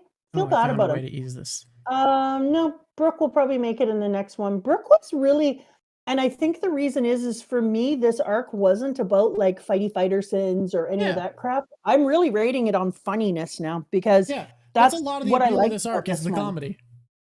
Except for this arc really, really led me to new conclusions about the world, the shape of it, the red line, the keeping of information from different people. Like this arc brought me places there. And you got a change that I love the change of all of a sudden in the last chapter we just read live on air on the Drock Show Twitch channel. If you want to come have live readings and new chapters that Mama reaches, where you had the change that I love, where you go from who's making devil fruits, where are they coming from, to where did they come from? Yes. Because it's a very different question you ask all of a sudden, because it's like, okay, where every devil fruits come from, why there's an encyclopedia, all of that makes perfect sense now. All of it perfectly tracks. Yeah. What is the start of this?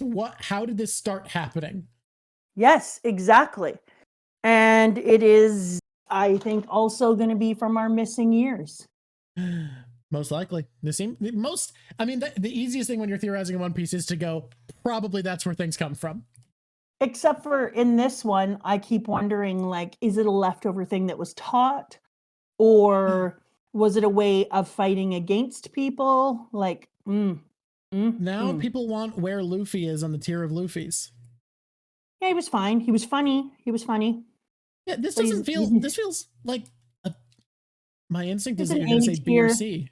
Oh, okay. It's an A tier. Oh, A tier, A tier. Okay, that's higher than I was expecting. I was thinking B or C, but that's fair. He's an A tier Luffy for comedy. He's comedy gold. Funny as shit. You got to the alliance, right? I don't. Are you talking about when they paired up and then walked away together? Or where he made the alliance with Law to take down one of the emperors. And then his crew are like, pirate alliance is always in a betrayal. And Luffy's just like, are you going to betray me? No. You know, Luffy is A tier and not B, because I would have given him a B, but he tried to make the Yeti brothers, the Brownbeard, the Smiley. I'm trying to remember. There was one more. All of them. He tried to make. Oh, you need to drop and give him 5. He tried to make all of them crew members, which is great, hilarious. It was freaking hilarious. All right, I'm just gonna finish this, and then I am going to go do push-ups. Okay, this is coming together. Be right back. Do you remember? When he says, if you'll betray him, and the other person was like, yeah, he's a pirate. And then they were like, yeah, and Centaur Luffy was freaking hilarious. Yeah, so I think it's an A. I think he's an A. Sitting back down. What? Yeah. All right. Okay. Is there anything else we need to do? Other than just be amazed that I just got to watch freaking devil fruit get made in front of my eyes. I'm like, there's a bag of apples, and I don't know why the apples are important. We're showing the apples a lot. Worst character. Worst character is pretty easy. That's going to be the shitty doctor clown, Cesar. I think he sucks, and I want Luffy to put his rubber finger right up his nose. And this tells you so much more about about our good doctor that I'm only inferring is good. And I gave you all the reasons in the last time why I think that Dr. Vegapunk is good. But also, when you're coming to the island and we have this shithead on this island, and we've now met two shit doctors who are like manipulating and creating bad things and da da da da da. It starts to make me think that it's setting it up. It's kind of that same way that you hold a death off so that you can really highlight how painful and horrible it is. Well, hold off there being how many people in this upper echelon are just pieces of crap when it comes to medicine or have unethical practices, so that there's foil for Dr. Vegapunk. Okay. So we are committing further to Dr. Vegapunk is a good man. I think Dr. Vegapunk might come off weird at first. I can't wait to meet some Dr. Vegapunk. One of my favorite things in the One Piece community is until we meet a character, everybody's constantly like, they're going to be so cool. I can't wait to see how cool and serious they are. And 9 out of 10 times they look like a goofball because it's One Piece. So I really love everybody. The dilemma of like, is a character going to be cool looking or are they going to be a goofball? Like, is this going to be one of the exceptions who actually look cool or not? The person is saying Cesar and Vegapunk, no difference. Interesting. I feel like the arc goes out of its way to explain that Caesar's no Vegapunk in a lot of ways. That's what I thought it was doing too. Yeah, that was my reading, was that Caesar's the shitty scientist who can't get shit right and is worse than Vegapunk. Like, it felt like everything was kind of leading it to be that way. That's how I read the arc, at least. And it was a weird juxtaposition between Carrera and what's his pickle? What's the other doctor's name? Correa and that guy that you know him. You're Whoa. Paladin Berserker Jedi, thank you so much for the gifted subs. That's crazy. Dr. Luke is his name. I have got yeah. It was a weird juxtaposition between the two of them and their doctoring and their One Piece is peace. I love that name. Thank you for the sub. And then this one with Dr. Vegapunk and Dr. Shittyhead. Yeah, Dr. Shittyhead. We know him. Famously known as Caesar Salad. You know what's so wild to me? And I'm just going to put this out there. This has nothing to do with One Piece. The people in the United States drink Bloody Marys, which are just bullshit, by the way. They're disgusting.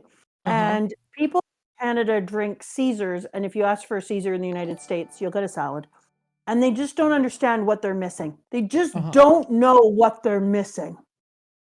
Let me tell you, I'm not a huge Caesar fan, and I also don't like Bloody Marys.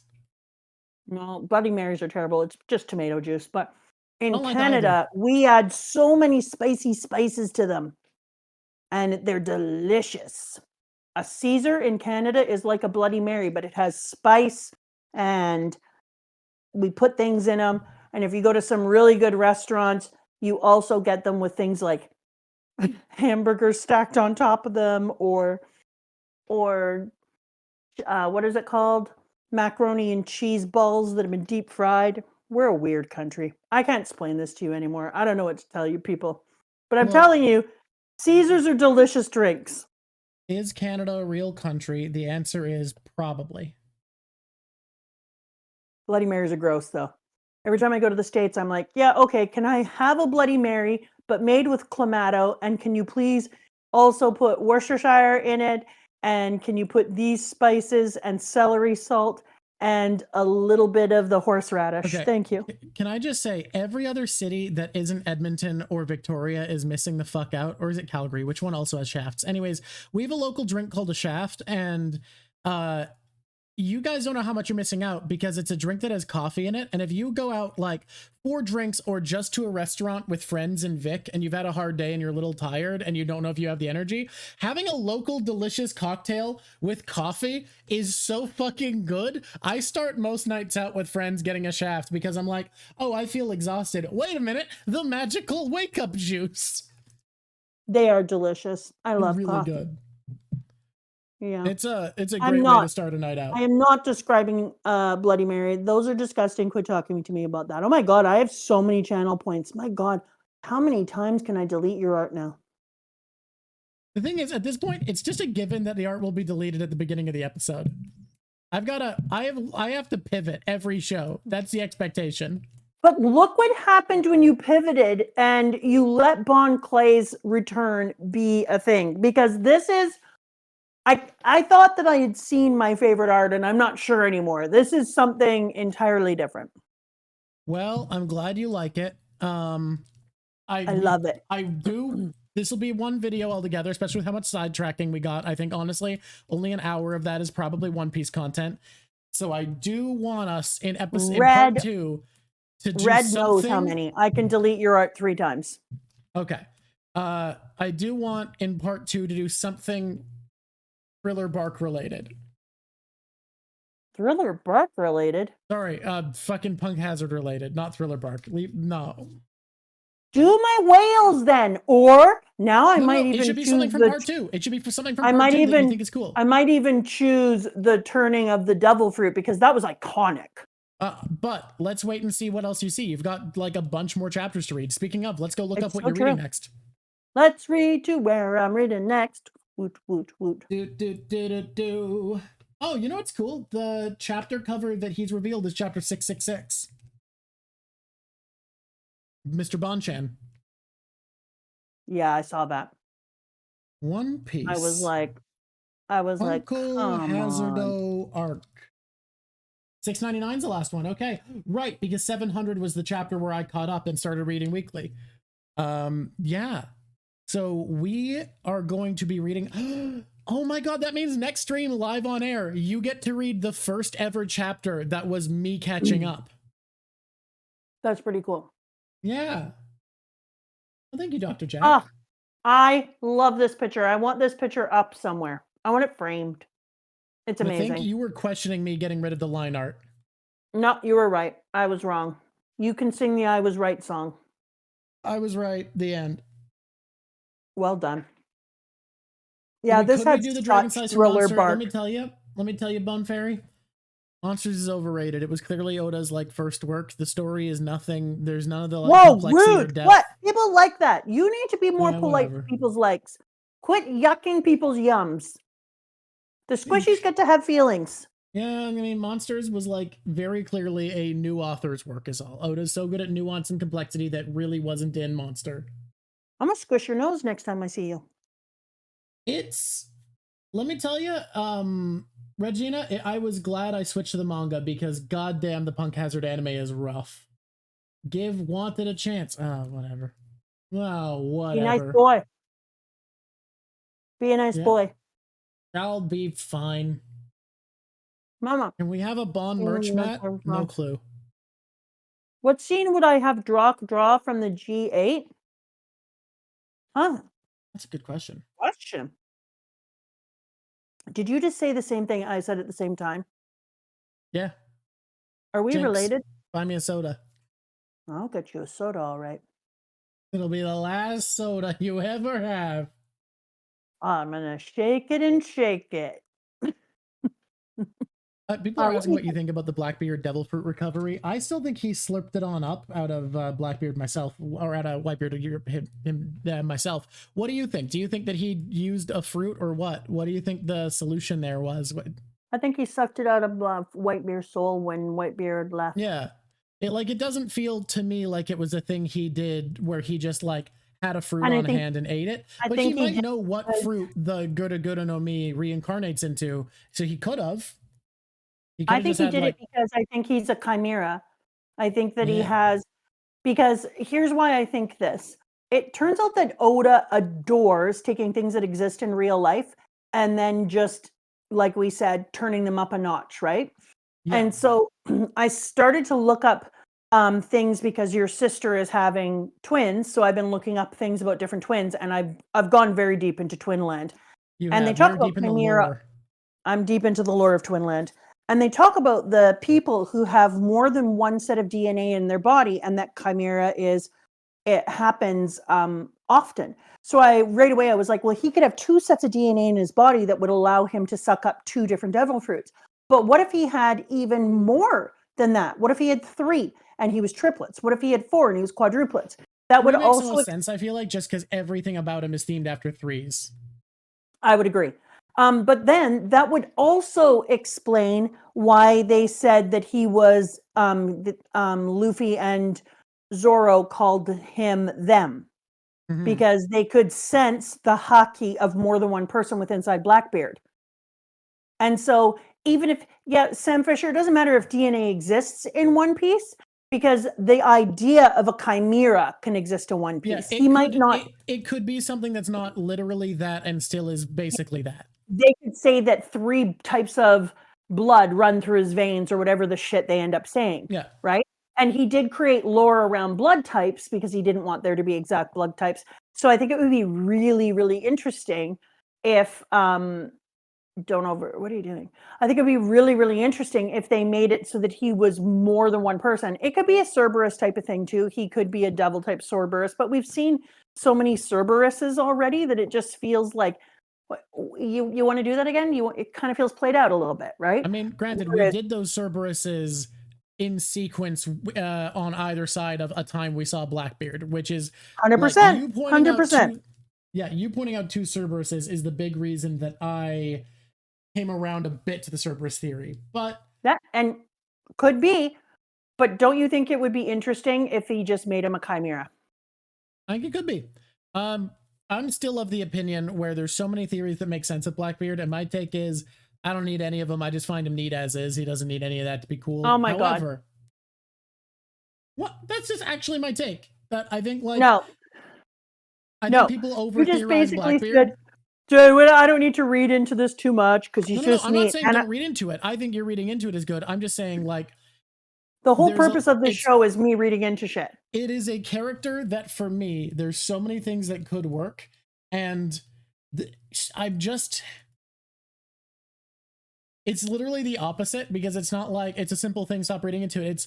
I'm just sick of all the discourse around Blackbeard being a theory, and I just think he's cool. Okay, can I counter that with this is my first time reading it? I'm just saying that's why I don't have an opinion. This is my first time reading it. I haven't even been a part of the community yet, other than our squishies. Look, I'm not telling you not to. I'm saying just that I don't have a take. No, you're gonna have to have a take, friendo mine. You're my number 1 compadre in this adventure zone. He's got an octopus fruit. That's the one I think is most interesting, but I've actually changed my mind on that. Where you were at, my favorite was a kraken fruit, because octopuses have 3 hearts, and that was the explanation for multiple devil fruits. However, I've changed my mind since then, but the evidence I have for it is not available yet. Okay. That's interesting, because if he ate something that allowed him to have multiple hearts, that gave him multiple things, that would work as well. I'd be happy with that. But I want it to be something within that realm, something like chimera, octopus fruit, or something. I think that would be great. Whitebeard, Blackbeard, or Brownbeard, who is the best facial hair? Well, Mama hasn't seen post-time skip Blackbeard yet, I think. His pre-time skip, he just had like a little chin beard. Post-time skip, I go Blackbeard. He's not in my favorite people. I'm going to tell you that right now. He's not one of my favorite people. I'm here that he's important and interesting, but he's not on my list. Yeah. Oh, I know. Because I feel about him like this. Boo! Yeah, no, most people don't like him. Oh. Yeah. You want to know why? Because they're too intimidated by his swagger. He's rotten. Yeah, he's rotten. Give me an R-O-T-T-E, rotten. Thank you, because people are with me. He is written really well, but he sucks. He sucks all the sucks. Blackbeard has no hype. I remember in a non-spoilery way I told you about this. You were like, well, I know Blackbeard can't actually have done anything cool, even though there's all this hype around. It feels like he should have done something cool over the time skip, because you keep having to defend that he's powerful. And if he'd done things, you wouldn't have to defend it so hard. And I was like, no, you don't get it. I don't know why that's the case. It actually tells you nothing about the story, because people low selling Blackbeard goes so far that Japan did a poll recently for most powerful characters, and like 2 separate characters who have said I am not as strong as Blackbeard made it on the list, and he didn't. Oh, well, then he's for sure going to be at the end. where we take down the red line and we reconnect the entire world and allow people, and we kill that snake. Kill that snake. The snake is the red line. Kill that snake. Look, you can say he only does cool shit off screen. Killing Whitebeard on screen. Beating Ace, most of it was on screen. We didn't see the full fight, but we saw it lead up to a beam struggle, and then we know he won. We saw him kick the shit out of him, smash him, break his devil fruit, tanking Luffy's attacks, and then chasing him away. We saw that. His ambush tactics. We've seen so many cool things about Blackbeard. We just don't see a lot of the ends of a fight on screen, but that's the case for piles of characters. Tell me, who's got more on-screen wins, Blackbeard or Mihawk? I'll wait. First of all, the I'll wait meme. Second of all, this would be a really cool dress, like a tube dress or a skirt. It could be, yeah. Yeah. Mihawk's on-screen wins are 1. Anyways, Mihawk is my man. Don't be mean to Mihawk, or I'm gonna give you another one of these. That's a strawberry. Yeah, Mihawk is hotter than Blackbeard. That's fine. I'm just saying, people go with the off-screen meme, but also, we saw almost all of the Ace fight. We just didn't see the end of the beam struggle, but literally, you saw everything lead up to the beam struggle. Do you need more than that? No, he does big things, but I hate him. Yeah. Okay, are you ready? Do we need to leave now? Mihawk are we good? Off screen. I think we're good. I enjoyed today. I didn't know I was going to enjoy that so much. I sure loved reading 676 and getting to find things out with the squishies. It's one of the reasons I'm glad I didn't check, but I'm glad people picked that chapter for us, because it was a really cool live reading for people to get to see you learning about devil fruits. Ugh, I was so excited. I can't even believe I just got to see that. I can't talk about Mihawk right now when I'm looking at Zoro. Everyone thinks I don't like Zoro and I make too many blah blah blah, but I love me a Zoro, and people think you don't like Zoro. I thought you liked Zoro. I love Zoro. He's one of my faves. Oh my god, I have to tell you, a kid read me a thing, and just before we go, and I just remembered that I get to say things out loud and that person doesn't. A kid read me a comment where the person was like, when I said maybe Luffy can detect haki inside of people, and that's what pulls him towards his true crew members. And they were like, so it couldn't be their personality or the way he feels about them as an individual. And I'm like, excuse me, my man. He had known Zoro for less than 3 seconds when he said, do you want to be on my crew? So you telling me in that point he learned his entire backstory, fell in love with his personality, and invited him? And what I also want to say to that person is, haki literally is a reflection of your personality. That's the next thing I was going to say. Yeah, it's literally who you are. Haki is it's not like chakra in Naruto or quirks in My Hero. It's not some separate thing from who you are. Haki is literally a powered reflection of you as a person. It is literally an extension of your being. The reason only some people have conqueror's haki is because only some people have the will of a conqueror who want to take the world and own it. Exactly. That is a rare trait so I was like, being able to feel the haki in people would be truly a way of getting to know about them without getting to know about them. And it stands. He's been right. The only time that he is inviting people in a shitty, sheepish way is when they do powerful or odd things. And then he's just like, be in my crew. But you can tell that he is literally going in there and being like, I feel the essence of you and I need you to be on my crew. And granted, I know what people are talking about as well with okay, but he judges them by their actions. Yes, that's true. He saw the rice ball thing, and that's when he was committed to Zoro, for sure. However, I think we have specifically seen... what did he see in Brook? Well, we've specifically seen, exactly, that Luffy uses haki in a more emotional way than most people. I don't think it's a stretch to say that he detects who they are as a person with his haki. And I think the better way to phrase that is he senses who they are, but haki is an extension of who you are. It's the same thing in this world. It's not a power system that's separate from your personality. It is your personality that shapes it. My God, I can't believe someone just said Brook's hot. Cricket feels that way. My God. It takes all sorts. You know what? People get to like people. Yep. We don't get to yuck people's yums. Okay, Look, I'm gonna. Brooke is hot. Brooke is hot. I agree. That's hilarious. I love that for all of you. I love that for all of you, and I'm happy for Brooke because Brooke must feel really, really happy that so many people think that he's hot. look, earlier in this stream, I said I wish I liked Karlak more and she's perfect. That's because it says worse things about me that the character I'm most attracted to is Yassified Grinch. Yassified Grinch? There is a character who looks like a Yassified Grinch in Baldur's Gate, and I'm more attracted to her than the perfect demon girl. I don't know what's wrong with liking people who look like a yassified Grinch. She's also starts evil. She gets better. Oh my god. I am not even. You know what? We're done going in that direction now. She gets better. Moving away. Wait. Ba-dum. Yeah. Get to. Hey, yeah. I think we should move away from that. Okay. Okay. Okay, chat, I could defend myself, but I'm not going to. Nope, we're moving away from that. Look how good this okay. looks. This looks like it wants to be on a giant mat. I'm thinking of something I'm gonna try here. I don't know if this is gonna look good is the issue. Oh, why are you doing it? Why? Because I don't have to keep it. Oh, you're making a sparkle. I'm making a sparkle shine. Okay, I'm gonna be here for this sparkle. And then I'm gonna go. Oh, sparkle. Now, where do we put the sparkle is the thing. Yeah, that's nice. Or on the end of his, on like the flippy side of one of the parts of his dress. There's a lot But it of makes light more right sense here. there with the lighting you've done.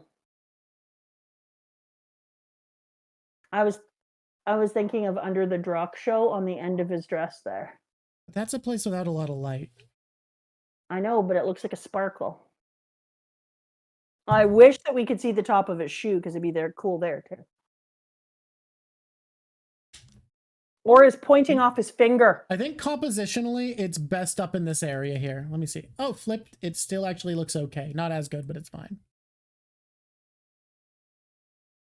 There we go. It's the beak of the swan. Yes, I do like that. There we go. Leg hair. On his leg hair. It's I think this so works. beautiful. Okay, Right. I think we're done. I think this was a really fun time. I especially liked the devil fruit. I like the entire arc more now that I've seen the devil fruit. And now that there's some action and tension happening. Yeah, there's tension and I think I might get to see someone pop off. I hope so. I hope so. Please make it work. Merch. I want a shirt. Hey, I want a shirt too. Yeah, who do we raid? Let me tell you, don't worry about we're working on. If people are looking into merch, I have not the time nor the energy right now. Merch will happen at some point in the future. Mama, I will send you Brooke shirtless. I bet you will. Cheeky turkey. She's Portuguese. A reaction to Alabaster. Give wanted some respect. Portuguese. Wanted. Ellen Berserker. Ellen Magnus. What is Ellen Magnus up to today? Reacting to the Alabasta arc? Okay, let's try this. Let's see this. Can even be there. I do love Alpha Rad. We're gonna try someone who isn't like a major streamer today. Then next week, if Alpha Rad's streaming, I might raid him because I like raiding people I'm a fan of. I don't like raiding people. This person reacting to Alabasta for now. I get to be there. You do get to be there because you've seen that one. Everybody, we're sending y'all. We're sending y'all. Oh wait, I get to say the thing first. Squish on, squishies. I know we get to say it. No, I have to do it again. You ruined it. Okay. Squish on, squishies. Raid canceled? What happened? Do they hate us? Did we get denied?